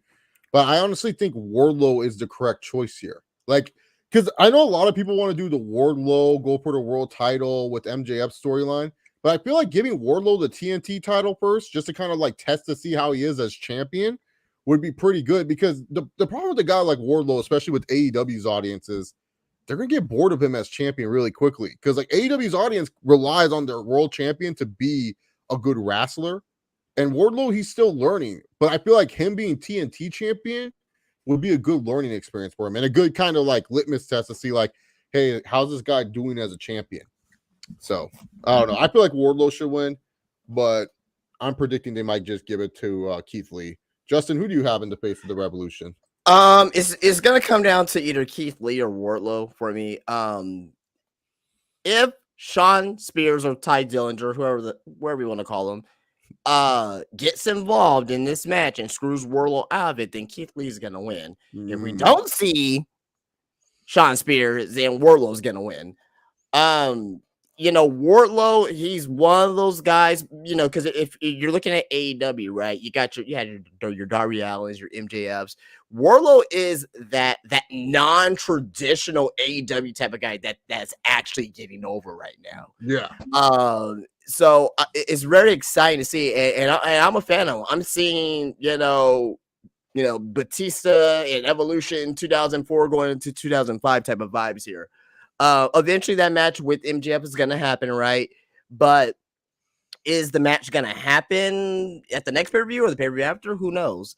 But yeah, that's my official. I mean, I know I'm kind of like hedging my bets here, but like I'm just giving you a scenario here. If we see Sean Spears come out and screw over Wardlow, then Keith Lee's going to win it. If we don't see Sean Spears, then Wardlow's going to win it. So call what you will for that. So. No, I agree with that, Justin. I do think that it does incur with the Pinnacle interference. Brandon, who do you have for the face of the Revolution? Yeah, I think Wardlow makes the most sense. Just by the way they've been building it up for the past couple months. I mean, they've been alluding to him winning the title eventually, the TNT title, back in like I want to say like December. They were even like alluding to it. Of him and MJF like already starting that conflict of if he were to win it. So I do think that he's going to win. Also, just because I'd be okay with Keith Lee winning. I like Ricky Starks. I like a lot of people in this match. It's just like I also want someone to win that's like where this match leads to a winner, like someone that wins this match actually wins the TNT title. Not like Scorpio Sky. He won the Yeah. last time, Oh, and then it was just like he didn't do shit. That's why, like, and I only people I think would beat Sammy would be Keith Lee or Wardlow. I don't think have the others going over Sammy. Well, you don't have Orange Cassidy. Orange Cassidy is a former title contender, Brandon, former world champion contender. No, not right now. I think The that man beat Chris Jericho in a mimosa match. I don't really know what I can't even tell you what they've been doing with Orange Cassidy lately. I have not been paying attention. He's been hanging out. He beat Anthony's favorite wrestler, Adam Cole. I know he's like come out with like Danhausen, and that was pretty sick actually. But because I think that they're really fun together, but that's a different discussion. Yeah, I think Wardlow's gonna win, and I think that they're gonna use it to lead to more MJF conflict, and we'll see where it goes from there. But yeah. All right. Anthony, who do you have in the face of Revolution? This might be your new favorite wrestler, Anthony. Maybe if you watch the pay-per-view, you'll say, oh, you know what? I really like that Ricky Starks character. Chase. This is a rhetorical question, but they all know the answer. Keith Lee should be winning here. I don't know how you go with anybody else. Keith Lee, I really liked him in NXT. I was so happy when he became double champ. I can't believe they didn't capitalize on him after that. He left for Raw, and the rest was unfortunately history. Almost won the U.S. title not this year's Royal Rumble, the year before. So let's see him. I hate to see guys leave WWE, but unfortunately he was let go. So in this, compared to like an Adam Cole who chose to leave, this scenario, I really want to see Keith Lee succeed. Let him win this match. I know he just got in, but let him win this match. Let him become the TNT champion. I think he'd be a really strong champion for him. He is definitely, and I think it was this way in WWE and NXT where, there's just nobody like him. Let him win this match. Let him become the next TNT champion. Okay. Be honest, Anthony. Do you know anyone outside of Keith Lee and Christian Cage? Well, if Christian comes into the match, you will know Christian. Right. Other than Christian. So looking at these people, I know Keith Lee, of course. I like Orange Cassidy. He's funny. Oh, that's surprising. I know of Wardlow because he's like that muscle behind MJF. The rest of the people, I don't know. You don't know Ricky Starks? Everyone loves Ricky Starks. I don't know who that is. Man, you can spit a promo, man. Yeah, I do feel if a guy like Starks was in NXT, though, Anthony would be like, man. Anthony would love Starks. He literally is like, I almost call him by his TNA name, LA Knight. If I said his TNA name, LA Knight. Oh my god. LA Knight. He's great. Yes. Hey, Ronan goes, Kuda's calling you out. This is not gonna end well. This is not Ace. What is gonna end well is your prediction. What is your prediction? Well, it's bold of you to assume it's going to end well. Yeah, honestly, Wardlow. It's weird because there's all these and you don't assume it with a ladder match, but there's all these big dudes. And it's funny because the top two that I would think of would be either Keith Lee or Wardlow. I want to say Wardlow. My head says Wardlow, but I just think that Keith Lee could use the win more than Wardlow. Wardlow's going to do fine with however they spin off the MJF stuff. But to me, it would make sense for him to win here. But I would rather see a dude like Keith Lee, especially coming in hot. Not too much more to say about it. I'll probably still go Wardlow. But yeah, I think it's really a coin toss between the two of them. All right. Well, this one is going to be a coin toss. The next match, the AEW women's. Oh wait, Brandon, did you give your thoughts on Face of Revolution? Oh yeah. I said Wardlow. Okay, I wasn't sure. I was like, oh, did I skip him? I was like, I got distracted by Kuda. I would love Ricky to win, but I think it's gonna be Wardlow. Yeah, because you said you want someone to win, which I agree with. But this is a coin flip. AEW Women's Championship. It's Thunder Rosa taking on DMD Britt Baker. I'm gonna say this. This is a hot take. It's too late. I know sometimes it's people will say it's too soon in wrestling. It's too late. You can play your 3 days great song. It's not too late. It's never too late. Well, it's too late for Thunder Rosa to become champion. Look, They didn't capitalize. Britt Baker, I know a lot of people are fatigued with her reign. I'm fatigued with it too, but I just don't see her dropping it to Thunder Rosa. I just don't like. And Thunder Rosa winning, I just don't see. Like we were talking about with Jay Curgill, we don't see the faces lined up. I don't see the heels lined up for Thunder Rosa. Like everyone's gonna say Serena Deeb. Oh, great. That's definitely gonna make me want to keep watching Thunder Rosa rest. Like I feel Britt, because Britt can actually carry a promo pretty well. Britt can actually is still like the face of the AEW's women's roster. I know everyone's gonna say, "Oh, she should," but this feels like James Storm and Bobby Roode, where you feel like it's so predictable. Where James Storm should easily become the TNA champion, but then he super kicked Bobby Roode, and Bobby Roode got fucking out of the cage on lockdown. And I don't want to talk about that anymore. That was depressing. Yeah, I got Britt Baker. I like Thunder Rosa. I think Thunder Rosa is a good talent, but it's too late. It's just too late. Like they should have capitalized this earlier. Then maybe this could have been the third match. A lot of people were saying this should have main evented. There's no heat in this match. There's literally no heat for me to say this should main event the pay-per-view. It's going to be a good match. I mean, as good as you're going to get without them killing each other. People were really saying that for the main event. Ew. Yeah, people wanted this. People were saying this should have main evented. I mean, if it was a steel cage, a ladder match, a Batista bomb match, elevated X match, sure. But this is a regular one-on-one match, and no offense, Thunder Rosa, I know she can go. Britt Baker, she all right. She can do her thing. But I got Britt Baker winning. Justin, tell me why Thunder Rosa is winning. Or are you with me? Are you with DMD? I'm going with Thunder Rosa. Okay. I think this reign of Britt Baker's, at least the last 3 days, has been flat, as you were kind of saying, Chase. She's been champion for almost a year. I think in May, because she won the title at Double or Nothing last year, I believe. Against so she's gonna be coming up on a year reign. Now, the main question is who is Thunder Rosa gonna feud with, right? Well, she's gonna have a rematch with Britt, right? That's gonna happen, right? Yeah, AEW doesn't do the automatic one, so like they don't. But sometimes they do as well, because we've seen it with we seen it with the TNT title, we've seen it with the AEW title. I mean, with Jericho match. Well, it was Moxley. Moxley got a rematch. Oh yeah, he did. Okay, yeah, he did. So I see that happening. Who can she feud with? Well, Serena Deeb's being built up. You know what I mean? She's been built up out there. Even though it'll be a face versus face, Ruby Soho, right? You got Mercedes Martinez. She's not gonna win, right? But she's gonna have a chance to go for the title as well, right? And also as well, by that time, before she, when she goes through her first couple of matches, there's gonna be other people coming into AEW, right? Yeah, that's true. Like I mentioned earlier, you got your Mia Yim's, you got your Tony Storms, Athena, you got I'm sorry, who was that? Athena, Ember Moon. Yeah, Ember Moon, right? Athena, right? So you got a slew of talent out there, right? You can make Mia Yim a face, you can make Tony Storm a face, and you can make Athena a heel. You know what I mean? I can see Athena being a surprising heel. You know what I mean? If given the time, but Reckoning's a free agent too. She's out there. Yeah, exactly, right?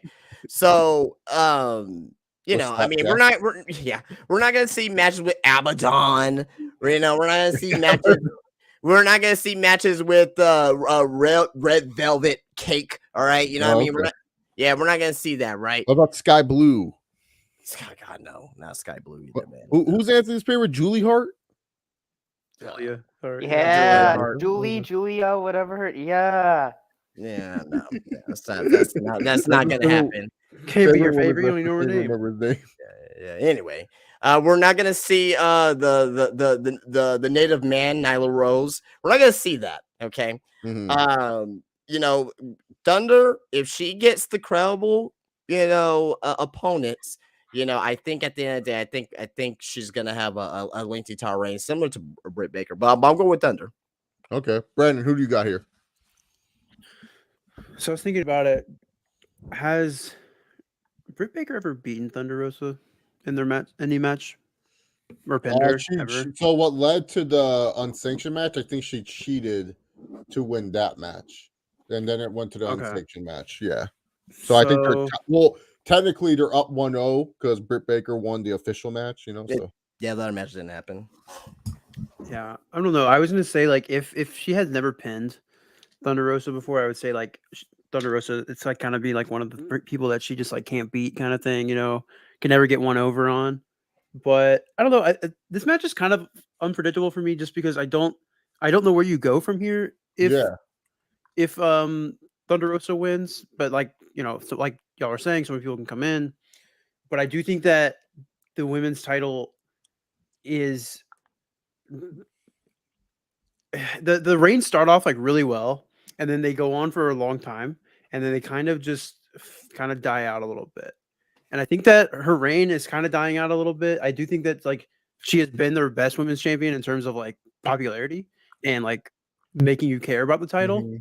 But I think that I wouldn't mind it changing. I think that Thunder Rosa is probably gonna. It's really hard to say. I want to say Britt Baker's gonna win only because I just don't see where they go from here if Thunder Rosa wins. So it's kind of hard for me to say that she's going to win. But I do think that I would like to see Thunder Rosa win though. But I think Britt Baker's going to win. Yeah, because for me, the reason I feel like the problem with Britt's brain is like let's be real, her pay-per-view matches, they gave her some junk, bro. Like they gave her Statlander and Ty Conte, and like no offense to both those women, it's like Statlander and Ty Conte both are still kind of trying to get to that level of Britt Baker, and then it's like Britt herself. Like I still think Britt is still also learning how to wrestle because like her best match is honestly against that's like if we're talking just her title reign is against Sheeta.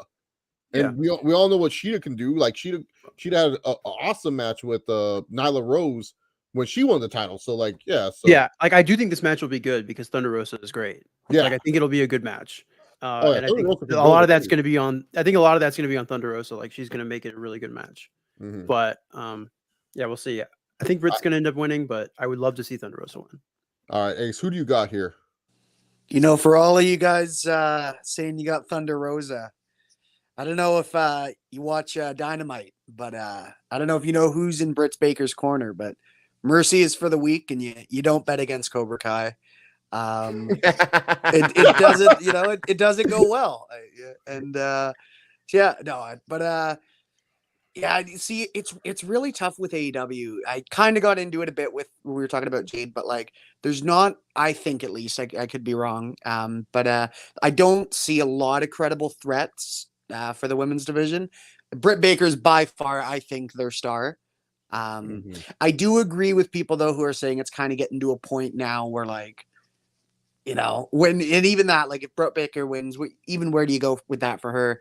And I think it's kind of tough that now we're getting to a point where, and it's kind of AEW's MO, but we always go, oh, okay, well, who's coming in next, right? Who's coming in next, right? Who's the new and it's tough because they got a lot of talent on there. And I'm not saying, they need to do this or they need to do that, but like they already got a lot of bodies on there. And I think it's tough to be in a place where you're always like, oh, well, if they sign Ember Moon, if they sign, right? Because I get the excitement and people are always going to want to see who jumps ship now. But I do really think they got to focus more on the talent within, especially just with so many names on there. Because that's the thing. And I love Britt Baker, but really, where does she go after this? Thunder Rose is 1, 2, where like I do like her because I've never really connected super well. I don't know what it was about Britt Baker. She just stole my attention right off the bat with AEW. And you could tell she was clearly their star. But it was funny. She lost the unsanctioned match. She lost the unsanctioned match, and you guys know my friend Josue. He has some hot takes of wrestling, and Josue even liked Britt Baker more than Thunder Rosa. And Thunder Rosa won the match, and it was because Britt Baker has the everlasting image, like the Stone Cold Steve Austin, to the Bret Hart sharpsupper. That's the thing. That was one of those matches where you're better off losing, right? And it helped her so much losing that match. Yeah, it very rarely happens where you could argue Sheamus and Daniel Bryan is a good example from WrestleMania. But yeah, I think that really made Britt who she was. And she's had a great run. But I don't see the opponents lined up there for her because every time I see her in a pay-per-view match or even on Dynamite or whatever, it's like, well, it'll be okay, but Britt's winning, right? And that's kind of how I look at this match too. What's that? You make the same argument on the other side though, because who with Thunder Rosa, if they're okay, not Yeah, talking about that's true. who's currently there, not bringing anybody in. Who you Yeah. can make the same argument for both sides. It's just Serena Deeb, to be honest. Like, and also too, because like they've been signing a lot of women too. They just signed that Alabama girl that Jay Cargill squashed not too recently, and then like you got Penelope Ford, you got the Bunny, you got You got Yeah. you got legit. I Linda actually do Legit. think that Thunder Rosa versus Deeb could be the next title match. that could be, but would it be a title match I want to see at Double or Nothing? No, not but I really. do think that it could happen. Nah, she's gonna feud with Nyla Rose at Double or Nothing. That's like their go-to. It's just like, we gotta get someone over, give them You Nyla know, Rose. and that's the thing about the women's division in AEW that kind of really gets me. It's a revolving door. They use the same 4 or 5 women, right? Yeah. They're adding different women in there, right? But hey, it goes from Nyla Rose to Riho to Hikaru Shida. I mean, I know they're not there right now, right? But it's just the same revolving door. If you notice, if you look back at the matches and the annals, that's what's really been. But that's why I think they need to get in, more consistent wrestlers that can actually perform, on this type of pay-per-view event. Tony Storm and That's true, because I feel Ember like if you look at a lot of the women roster for AEW, it's a lot of like is Sky Blue going to be good? I don't know, but we can try it. Like it's not there's not like a consistent person. Like they don't have like a Roxy, or they did have Cora Jade at one point, but they let her go and stuff like that. They don't have someone where it's like, oh yeah, I think we can build them. Like a lot of them are still projects. Like right, and that's what ROH is gonna be great for, because like you can send some of these talents that we don't see on TV every week to get. They're gonna treat ROH like they're NXT pretty much. That's my opinion, at least. I don't know. I think one of the reasons why I'm kind of like holding off on like saying Britt Baker will lose, because I think her biggest test is not even in AEW. I still think Deonna Purrazzo's kind of floating around there, and people have been hyping up that match. You want to talk about a big match right there? That's a Double or Nothing match. Anthony, what do you know about the women's title match? The women's division is it's pretty weak in AEW, and it's kind of annoying that they're on year 3 now and they still haven't done too much to address that. Like it's the same Britt Baker. Like, I think she's pretty good. Like pretty good's underselling it. Like she's a really good talent. I think she's a strong woman and a strong woman. I can't blame them for having a long title run, but I mean, they I don't think Thunder Rosa is the one who takes it from her. Fortunately, NXT's got a lot of great women that WWE let go. I think like Amelia Yim, she would be a very solid option. Like maybe even an Ember Moon. Like she kind of overstayed her welcome in NXT, but I think she could be decent. I don't think it's Thunder Rosa. I think, Chase, you were very right when you said the time's passed. Like if they were going to do this, they should have done this a while ago. And maybe Tegan Knox is the one that does it. Maybe she comes in and does it. But I don't think it's Thunder Rosa, unfortunately. No, she's Thunder not Rosa. that guy, pal. No. she isn't. But you know who isn't that guy?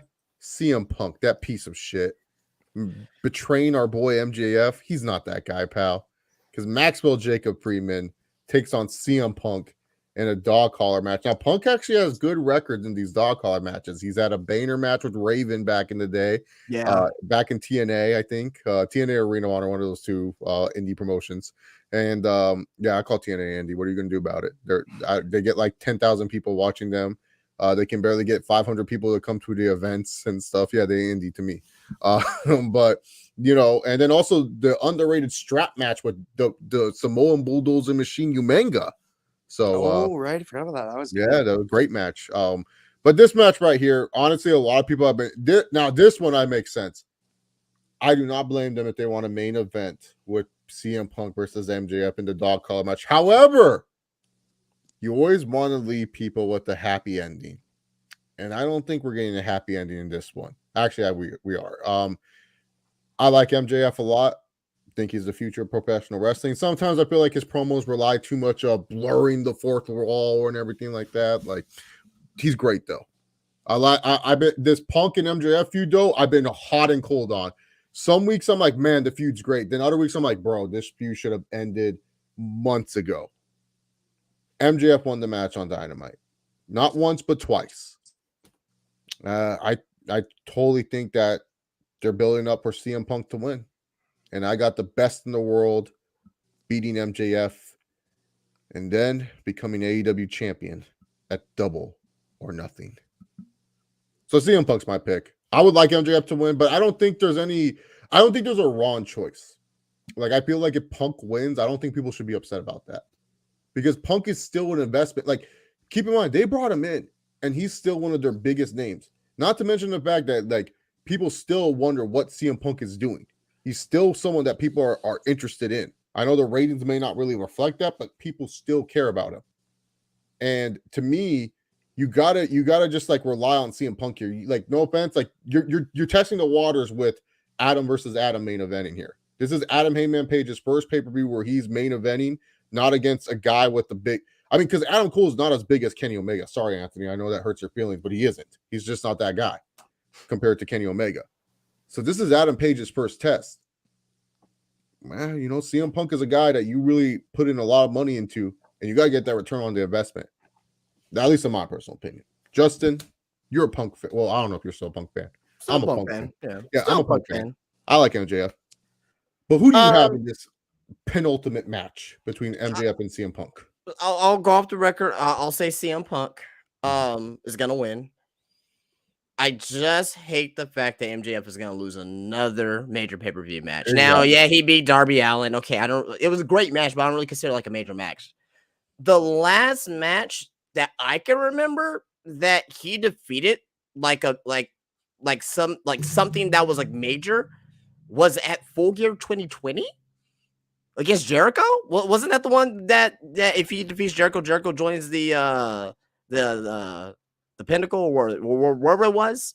No, if he beat Jericho, he would be in. He'll join the Inner Circle. Right. Yeah. So that was to me the biggest match that he's ever won on pay-per-view, and that's a year and a half. What about against America's champion, Cody Rhodes? What wasn't that before? Was that before the Yeah, that was before, yeah. Yeah, that was before. That right? was Revolution 2020. Yeah. So in my opinion, I just think that, you know, MJF is always getting short and stick. He'll win on Dynamite. Yeah. You know I mean, he'll win on Dynamite. You know, you look at the Blood and Guts match, right? He had the big win there, but guess what? Stampede. Guess what? He Lost, right? So it doesn't hurt him. It's just that he's doing incredible work. Like, you know, watching wrestling nowadays is different from watching wrestling 20 years ago, right? Watching wrestling 20 years ago, you're like hanging on everyone's word. Watching wrestling nowadays is that you're watching it, right? But you may be on Twitter, right, to react to it. You know what I mean? But like when MJF, especially last 2 weeks, I stopped what I was doing and watched what he was doing because he's that captivating, you know, of a wrestling character, right? But back to the match itself, it's gonna be bloody. It's gonna be great. You know, I think, you know, I know Punk is gonna win this match here. Where does Punk go from here? You know, who knows, right? He can go for the world title, right? I think that's too soon. And honestly, I don't even really think Punk really wants to even do that. He eventually, I know he will have a program for that, but I don't even think he really wants to do that. He wants to come in and put over younger talent. It's not what we want, Justin. It's what Las Vegas want. If you're going to T-Mobile Arena, you're not main eventing with Hangman Page versus who's number Sammy Guevara. Okay, you're not doing that. Yeah, no, yeah. I mean, you may be right about that.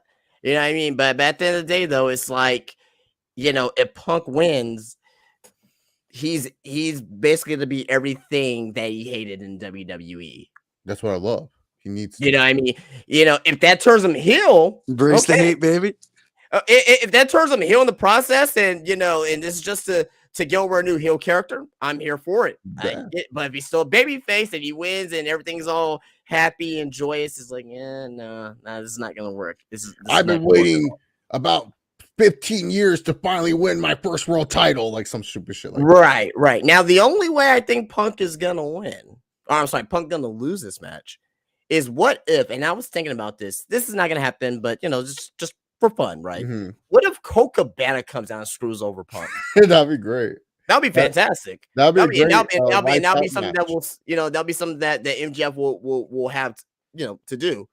But yeah, It makes Punk's sense gonna win. too. Both him and MJF are Jewish. Both of them love money. Yeah. So MJF could give him some money, and Colt Cabana's like, "Look, you left me high and dry. I still have to pay off those attorney fees."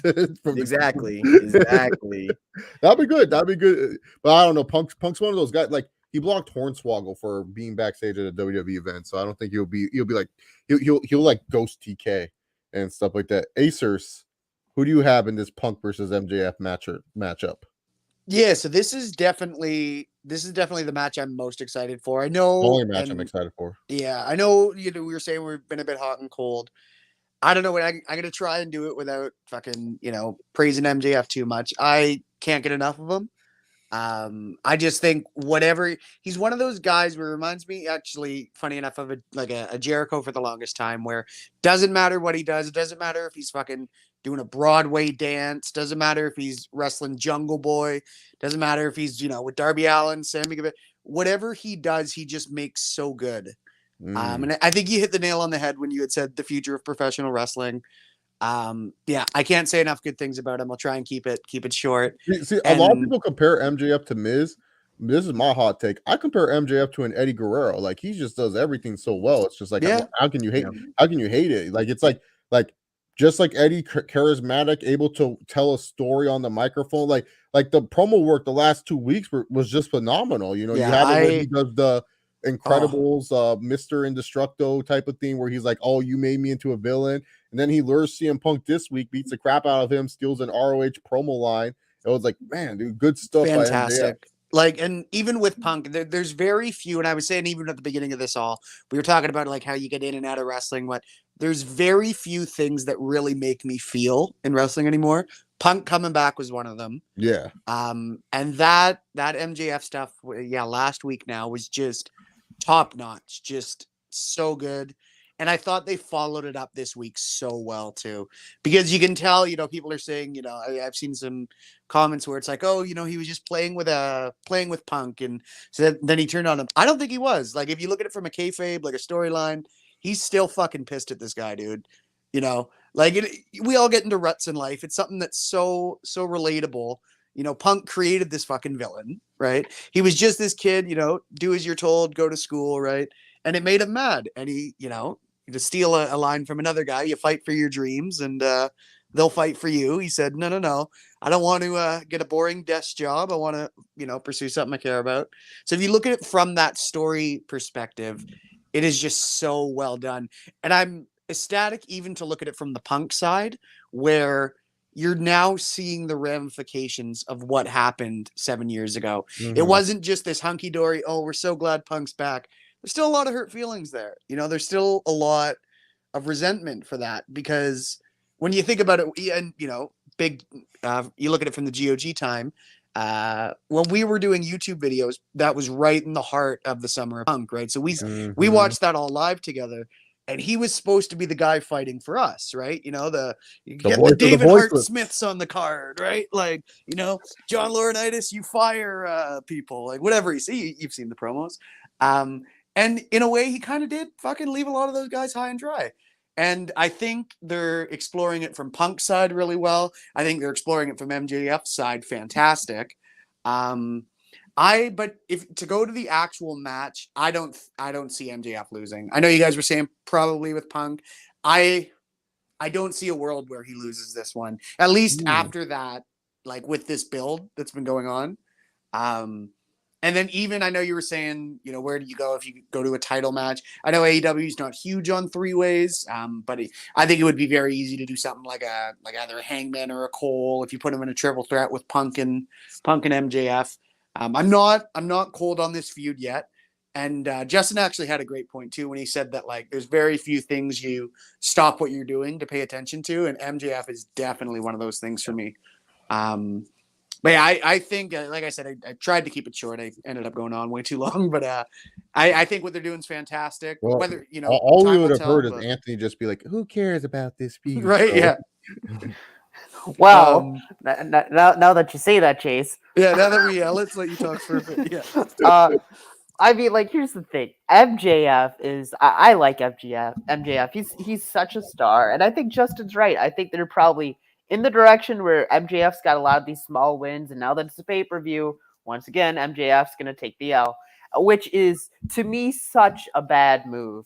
Like CM Punk, like here's the thing with MJF. He's kind of like I said with John Moxley earlier. He's in that position where he should be a former AEW World Champion right now. How is he not? And I think there's a chance this cost AEW in the long run, because like I know he always jokes like, "Oh, WWE wants me," blah blah blah.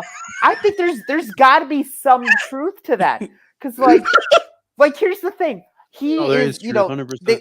They love to compare him to The Miz, and like here's where they make a lot of sense. In the last couple years, a lot of The Miz's feuds have been high profile, and he always takes the L. That's where MJF has been. The only difference is Miz is in his 40s, definitely looking at a future outside of wrestling. That doesn't matter as much to him. For MJF, he is just in the prime of his career. How is he going to want to be in an AEW that's just brought in Daniel Bryan, Adam Cole, CM Punk?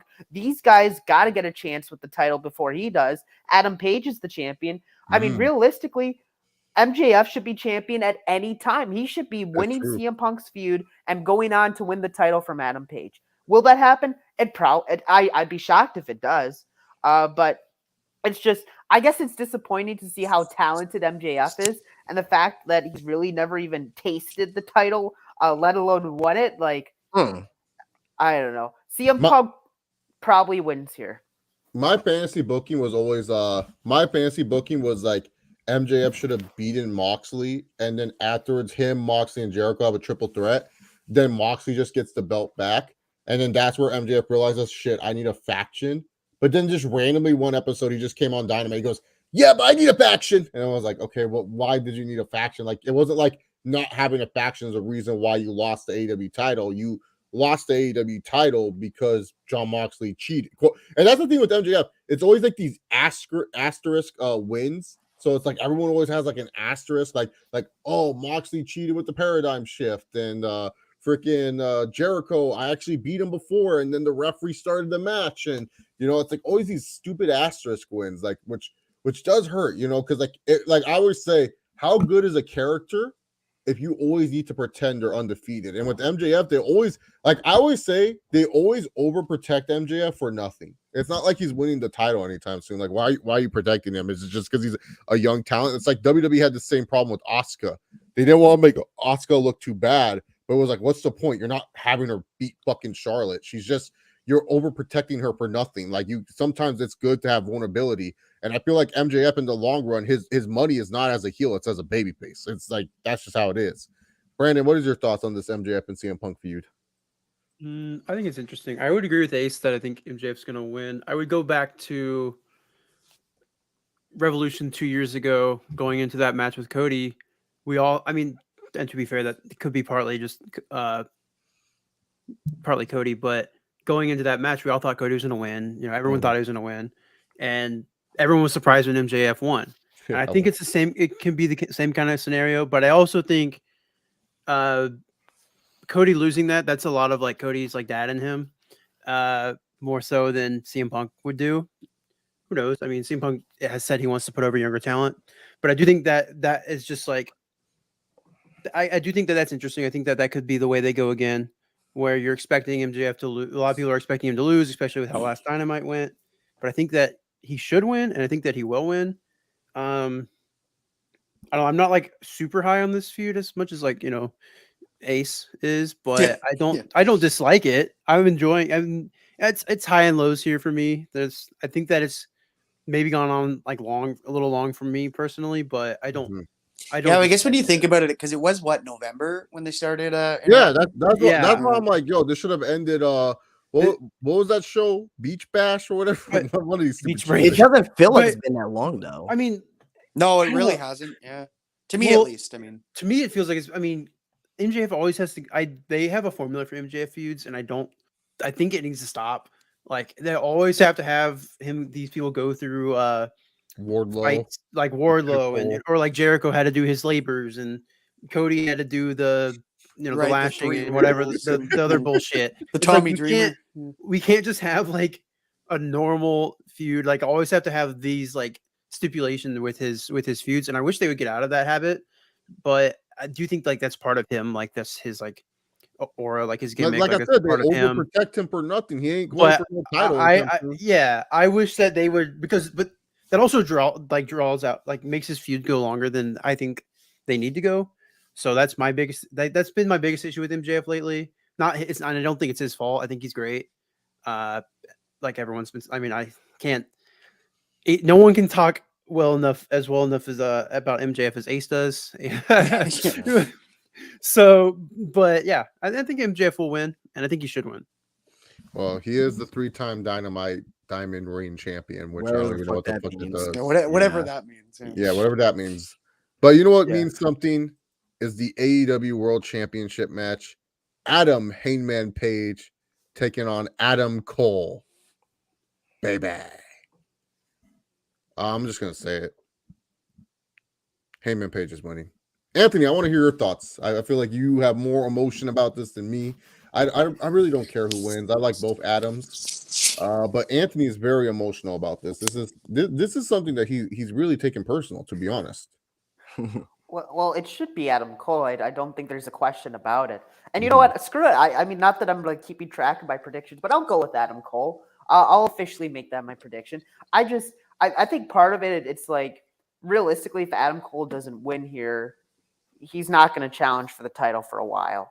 And you know the reaction he gets from the audience, like. I loved watching him in NXT. I love saying boom. I love saying Adam Cole baby, especially at the takeovers.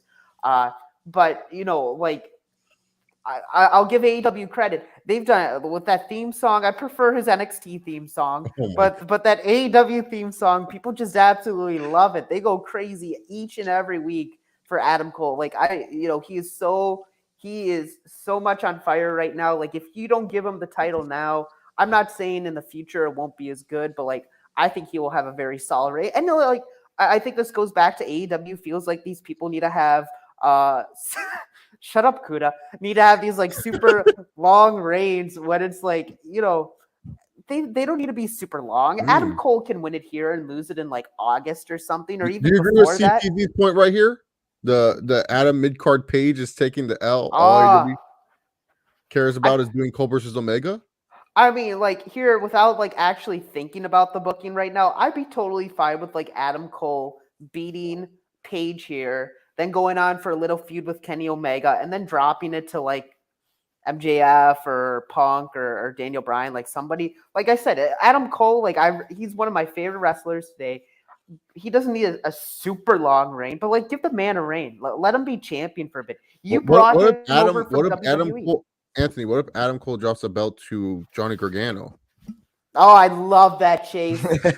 I love that. But that also means Johnny Gargano didn't go back to WWE, so that's tough too. What if Johnny Gargano wins the AEW title and him and Candice and Baby Wrestling, they're in the ring together and Quill. Quill, Baby Wrestling. NyQuil, yeah. He probably ain't a good moment. Cole probably ain't letting his parents sleep that night. Justin, who do you have between the Battle of Adams? yeah, man. I'm gonna go up the record. I'm gonna say Adam Hangman Page is gonna win, just because of AEW. They still like to have these long ass title reigns, right? I feel like they need to have a good short one. Like no offense to Hangman Page, he has that Jeff Hardy vibe where it's like, hey, he can make buy. It does not cost $14 for a super chat, Kuda. It costs like you can put any amount. And so, Kudo, don't give me a super chat, Kudo. I don't even know how to get that money.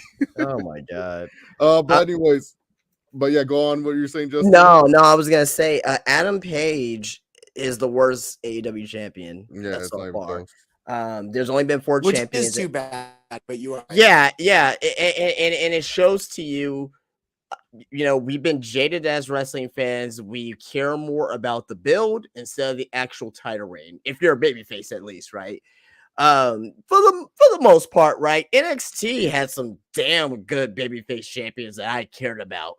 AEW Moxley, he got a little stale to me during his title reign. I always give Moxley the little asterisk just because of the COVID. That, And you know what? And that's a good point too, as well. That's a good point too, as well. See, I'd 'cause we actually didn't have- disagree with that. I actually thought that Moxley carried the torch pretty well.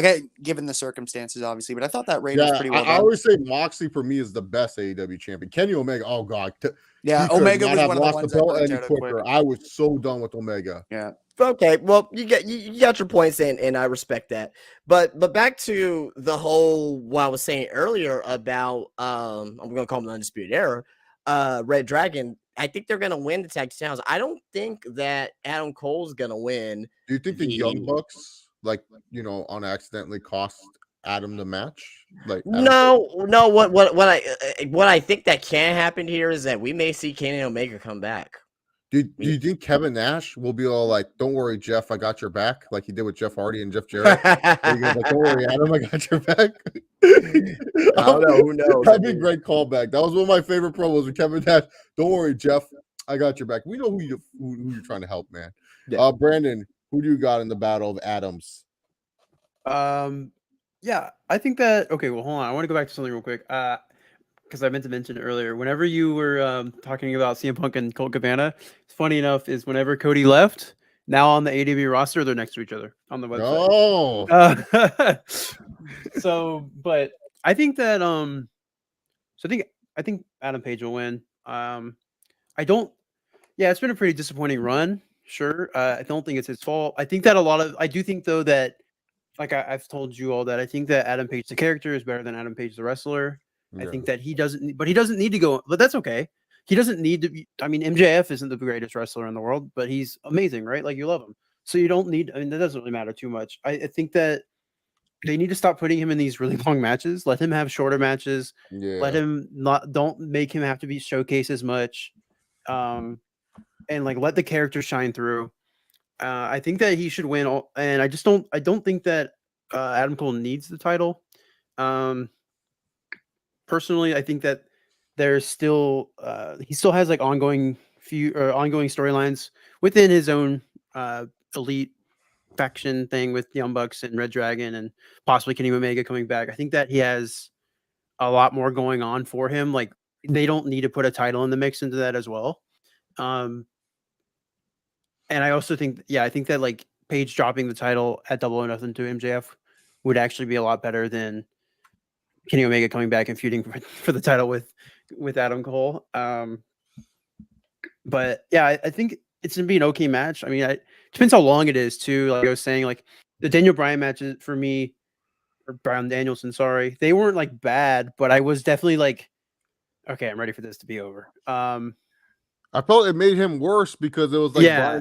Bryan Danielson looked so good. I was all like, yo, they should have Yeah. just given the belt to Danielson. Yeah, I think that. Yeah, I don't know, and I think that there's going to be something in this, whether it's at the end of the match, whether someone doesn't get involved, or it's just the end of the match itself. Something's going to happen in terms with like maybe like the Young Bucks and Adam Cole or Kenny Omega or something. I don't think that we'll just see like Adam Page win and that's the end of it. I could also see like. Do you feel like we're going to see something with Jay White, Bullet Club? Do you think Bullet Club might do something? I don't know. I think if anything, we're going to see something with the Young Bucks. I think that something is going to happen in their match with Jurassic Express, and Red Dragon is going to come down after the main event, and they're going to be like beating up on Adam Page, and that's when and then the Young Bucks come out, and we'll see kind of maybe. I think that we could see a face turn from the Young Bucks siding with Adam. I mean, they kind of like gave him the go ahead to beat Kenny Omega. They nodded at him, like go for it, like you've earned our respect. And I don't know, I could see something like that happening. I don't know about Jay White. He kind of just, I don't know where he went. He kind of just like disappeared. He was just there for like a couple. He did like this the there for a Rampage couple match. matches. Yeah. Yeah, and he just kind of like, which is fine. I would like to see more of Jay White though. I'd like to see like what they do with him. I think he would be interesting. But yeah, I think Justin's the only Jay White fan here. Anthony, do you know who Jay White is? Love Jay White. Yeah, Bullet Club leader. Oh my God, shut up. You don't know who he is. You're just you right, just baby. Googled that. Yeah. He's no There's Dalton way you know Castle, who he though, is. right? Huh? Yeah, no Dalton Dalton Castle. Yeah, he's no Bring Dalton him to Castle. NXT. He'd be perfect down there. Well, Dalton Castle, he's still alive? I hope so. Notice Anthony did say he would be perfect down there. So it's I don't know about that. Well, now that it's 2.0, it's not the black and gold NXT. All right, we're not here for NXT, Anthony. Relax. Oh, wait, are we doing an NXT Takeover Roadblock predictions? No, I don't No, even know. no. We're not doing Roadblock. No, Maybe no. Stand and Deliver. Stand deliver, yeah. Yeah, stand and deliver. We're Maybe doing that. maybe we can ask Mr. Tony Khan if he wants to break the contract to let us predict the most stupendous 2-night WrestleMania event. Acers, Battle of Adam. Who do you have? I got Adam. No, I You got Adam. I knew Ace It's would that- make that joke. it's interesting to me because like where I See, stand this with is Adam what I Page, think about Jay White. I think he's a car wrestler. where I stand, I think it was Peasy that mentioned it in the chat too. Where I feel bad for Hangman, and I do think he was presented very well. Justin kind of touched on it when he said like we're becoming more obsessed with the build than the actual payoff. It's tough. Like I think behind MJF, he's probably one of their best characters. Like if you look at it from just just a kayfabe standpoint, I think his build to it was great. The one thing that I've been noticing with him, especially recently, is that they don't treat him like the world champion. It reminds me, funny enough, it reminds me a lot of Punk in 2012 when like he's the world champion, but like him and Bryan are right in the middle of the card, and Cena and Laurinaitis are in the main event, right? Because they did the same thing. Even with Bryan, I felt like that should have felt bigger. I didn't really care much. Lance Archer, I didn't really care much for that. And then even kind of with the Adam Cole stuff, it felt we all kind of knew this was coming, but they didn't really build this match too great. Like we all sort of said, oh yeah, and then it'll be Adam Cole at the pay-per-view. But they just it felt kind of rushed and put together. But I feel for Hangman, because I do think he's fantastic. And I tend to lean more towards stories than actual wrestling. Which I still love a good match. Obviously, that's part of the dance. But if you don't care about the dudes, then what's the fucking point? It's like I always joke with Chase being a big UFC fan. Like, if I wanted to watch like a competition like that, I'd watch something real. For me, wrestling's more about the story. And I thought Hangman was very well built. Even the Kenny stuff, this has been a storyline that's been going on with the Elite forever.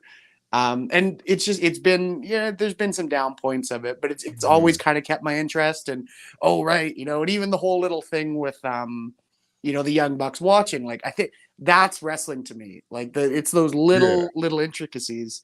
As for a winner, I want to say Hangman. I don't think it would be the worst thing in the world for Adam Cole to lose. I think he can bounce back fine. And I do think, like, let's say, especially if you look back at the Punk and MJF, where we were saying, Punk should probably be the next contender. I do think a Punk Hangman story would be kind of good because there are a lot of those parallels. Is Punk now becoming that thing that he tried so hard to fight against? He was pissed at the Rybacks and the Cenas and the Rocks all coming back to take his shine, right? Now he's that dude. There's a guy like Hangman that's champion, an organic dude. And it's funny because you think about it, and correct me if I'm wrong, but the first buy-in or whatever it was for the first Double or Nothing was MJF and Hangman were the final two in the Battle Royal, right? Yeah. So like you could look at that technically as AEW's first match, right? And they're two. I do think those are the two best characters so far. So I would like to see that program at some point. But I think it would be interesting, especially with just how they've treated Hangman, in the last little bit. I do think that he should get a bit more of an edge, get a little mad about it, because like when you think about it, he is kind of getting Maybe the it raw should end be of the like stick, Edge, right? like Edge just turned heel. He kicked AJ Styles in the balls. That was pretty Maybe sick, should. actually. That was pretty dope. I will give them that. But no, I think either way, I don't see Hangman losing. I don't know. I do think you're right. I think Brandon had mentioned it. There's going to be some either Red Dragon's going to accidentally cost him, or the Bucks are something along those, some kind of shenanigans, as we so aptly put it. But I think I got Hangman for this one. Oh wow. I thought you were gonna go with Adam Cole, baby. So everyone going for Heyman except for Anthony. Anthony is the only Adam Cole truther. I can't Baby. believe it. Disrespect. No, see, for me, the one thing about this is like I always say it's like the optics, and it's true. Like the last time you saw Adam Cole wrestle a hardcore match, he struggled with Orange Cassidy. The last time I saw Heyman Page wrestle a hardcore match, him and Lance Archer killed each other. How are you going to make me believe that Adam Cole has a shot? With like me just being like, if I did not know who these two fuckers were and they were wrestling the main event, I would be like, yeah, no way. And Heyman Page is going to win. But that's the problem. The optics are this, as CPZ called him, Adam mid-card Page. That's what he feels like. He really feels like he's the mid-card of this situation. But that is how we will end the Revolution predictions and preview. I wish this was happening on a Saturday, but UFC took over that Saturday. So this one, make sure you take a nap before this. I'm telling you, AEW loves their 8-hour pay-per-views. And Well, it's going to be on the West Coast, man. It'll finish up at like 9:30. I'll wake up and go to work the next day. It's perfect. But anyways, if you guys want to plug your stuff, I'm going to leave the floor to Justin first because he actually does have stuff he wants to plug. But if you do want to plug your stuff, go right ahead. Justin, you go first. Yeah, I'm on YouTube, obviously, JD Venom. We're close to 6,000 subs over there. WWE 2K22 is coming out, so a lot of good content is going to be coming out for that. Follow me on Twitter at JDVenom02. A lot of good content over there as well. Brandon, do you have anything you want to promote? Oh, I'm not active anywhere, so don't bother. Okay. And Anthony's going to come in with, thank God for that. Yeah, guys, honestly. this is a little bit of a spoiler, but Ace might be in my room for a live stream, right? You're coming to California, Ace? Yes. Yeah. So we that's pretty sick actually. We wanted to get the guys together for Dallas. Plans card subject to change. I booked the time Meltzer off. would say plans have changed. Yeah, I had booked the time off already. And a couple of weeks ago I had mentioned to Chase, I was like, I've still got the WrestleMania week sitting there. Right, I booked off 2 weeks. It's my birthday at the end of the month too. So I'm actually going to be in LA. I'm interested to see how it's going to be with the border because for those who don't know, I'm from Canada. So it'll be my first time. I think the last time I was in the States, I went to Vegas in 2018, something like that. But yeah, so with COVID testing and all that, so we'll see how that goes. But yeah, hopefully, I imagine we might do something around Mania weekend. You can follow me on Twitter, Trelawney95. Trying to think, you can subscribe to the Gurus of Greatness because in reality we're great. Yeah, you can hit me up on FormSpring. I don't know if that's still active. I used to take questions on there. What was the other stream one we used to use? Blog TV. Yeah, I think the GOG's probably they probably got a page there still active. And I think all my handles are Trelawney95. So if you want to creep on me and find me on Facebook, you can probably find me that way too. Yeah. You don't want my viewers. Anthony, where can the great folks find you? Well, I still have a YouTube. I In don't hell. upload as much as I used to. Fairview. Oh no! Whoa! Whoa! No, but you can find me. I don't upload as much as I used to, but Fairview Entertainment Network. There, hey, if you want some wrestling, I bet after NXT Stand and Deliver, I'll be giving my reactions to that, so you can watch out for that. You can go there What for about all this- your Bo Levi What Mitchell about this content. pay-per-view, Anthony? I mean, people came here, they've heard your AEW takes. Maybe you got some new fans that want to see you with AEW. Well, first I gotta see Anthony. me with AEW, and I don't see me with AEW. Hmm. Maybe I will say this, now that they've got Ring of Honor, I might have to check that out, especially if they make Adam Cole a 4-time Ring of Honor champion. My God, he's not going to go to the That's development. gonna be like Christian winning the Impact title, It's- though. Like, does it? No, count? that's like ECW Christian winning the title. ECW title. It's Yeah. like I'll take it. That's okay. That's okay. That I don't could know, be Anthony. like, I heard you were 09 coming to Christian. Vegas, Anthony. Oh, I'm not going to an AEW show. I could have went to whatever. What did they do? He sounds so defensive. He's like, I am not Yeah, going wouldn't to. catch this." I me don't know. dead. I heard Ace told me that you were coming with us. Yeah, No, Mr. no, no. Ace's dad might be making an appearance. You know, Oh, it could be a ooh. lot. Yeah, you're of gonna fun. miss out on Mr. Ace's dad. You know, You're gonna maybe miss we on can it. do, Miss like- Ace's dad. If there's like an NXT takeover there, like we could talk about it, but an AEW show. Hey, Anthony, I was thinking about doing Money in the Bank. That weekend is also a Ooh. UFC card, International Fight Week. Ooh, a Vegas Money in the Bank was really good last year. Well, That You know, Double or Ooh. Nothing was pretty good last year too, Anthony. You know, no, I don't think it was. Ace. I don't know what happened, Are but you I don't think it sure? was good. It was a All right, filler well, pay-per-view. It was a filler. well, Wait, they have That- 4 pay-per-views. How can it be a filler pay-per-view? okay, this No. is I mean, it yeah, was a filler though, because of what was coming for the next one. Oh my gosh, That's- that's like saying, oh, But I SummerSlam mean, was a filler. I'm saying that's what they pay-per-view this year. used it. I'm What? not saying that. What? That's what they used it as though. Look at the card. It was used as a filler pay-per-view. All right, It was that filler. sounds like some bad booking then to me, Brandon. I didn't say it was good. I didn't say it was good. where was this all review? That was Yeah, that that's was what I Ace mean. that That's said what I it was wanted to good. do on the show. I thought they were going I to didn't argue. say once that it was a good pay-per-view. Well, we Ace said took it our was great. turns, Chase. You Yeah. know, I'll Yo, wait this until is- the 2-hour mark to bust out their claws. Wait, I was expecting more fireworks, but don't worry, guys. This football season, we got the Viking cast coming on the way. Can we get everyone here for the NXT stand and deliver here? Yeah. Because I I'm don't know a curious to hear single what Brandon dude. will have to say for I don't know for a Yeah, single we can. dude. Yeah, I am we can. so down. Ace is going to Okay. be here. He's literally in my room. He'll be in my room for. Okay, yeah. I'll be Okay, over but there. Brandon's I'm gonna gonna be like, I don't care. I just want Grayson Waller to win. I will Like- start watching. Bryson Waller. Okay, I will start watching NXT, Anthony. How about that? Oh, That I way, like in that video, I can have some opinion that actually, like, not just you. Oh, I don't know who these guys are. Man, That's cutting through the fat. That's a really good Anthony impression. hey, you know, I knew who most of these people were. I can at least say that. You didn't know who Ricky Starks was.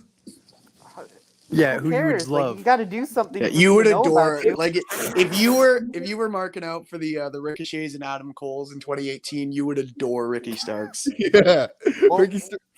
Like Send them over to if you were- HBK's Anthony, NXT. No, Anthony, if you were watching AEW, you would be like the biggest Daniel Garcia mark. I swear, you'd be like, "Oh, Red Death! I really love the Red Death, Daniel Garcia." You would love him, dude. Dude, we're all killing it with the Anthony impressions right now. Like this is so accurate. Like I don't know. I don't know about all the like. You know, I like Adam Cole and Kyle O'Reilly and Bobby. Yeah, Fish, you would that like stuff. Daniel Garcia. He's pretty much Kyle O'Reilly. Well, you know, With the towel. Yeah, with the towel. Yeah. He's Samoa Joe. Yeah. Oh, ooh, Samoa Joe. I like Samoa Joe. 3-time NXT champion. Yeah, exactly. I love how that's what you remember him as and nothing with TNA. Like it is like, hey, Samoa Joe. He shoved MJF that one time. Right on. Cali. Joey Samoa, baby. Yeah, Joey Samoa. Joey Samoa. All right, guys. Thank you all for tuning in. Thank you to the Gurus of Greatness for making a reunion. We We're might make a back. reunion for WrestleMania or Stand and Deliver, or you know what? Maybe we'll just do Stand and Deliver, and WrestleMania we'll do something different. Hey, Subscribe. Chase, can you believe What? Punk beat us for a return? I know, right? Dude, CM Punk beat Goddamn GOG. shame. That's ridiculous. Now we just got uploaded to the channel, right, Ace? Yeah, if I could ever figure out that password, we'll see. I don't even, He I has don't the even know email too. He doesn't even know what email he uses. Oh. I couldn't tell you the email or password for the Ace the Wrestling Nut channel either. So Wow. Oh, wow. it was funny. I didn't even drink back then. I was 16, like, but I couldn't tell you a thing. Yeah. Well, that's how this show's ending.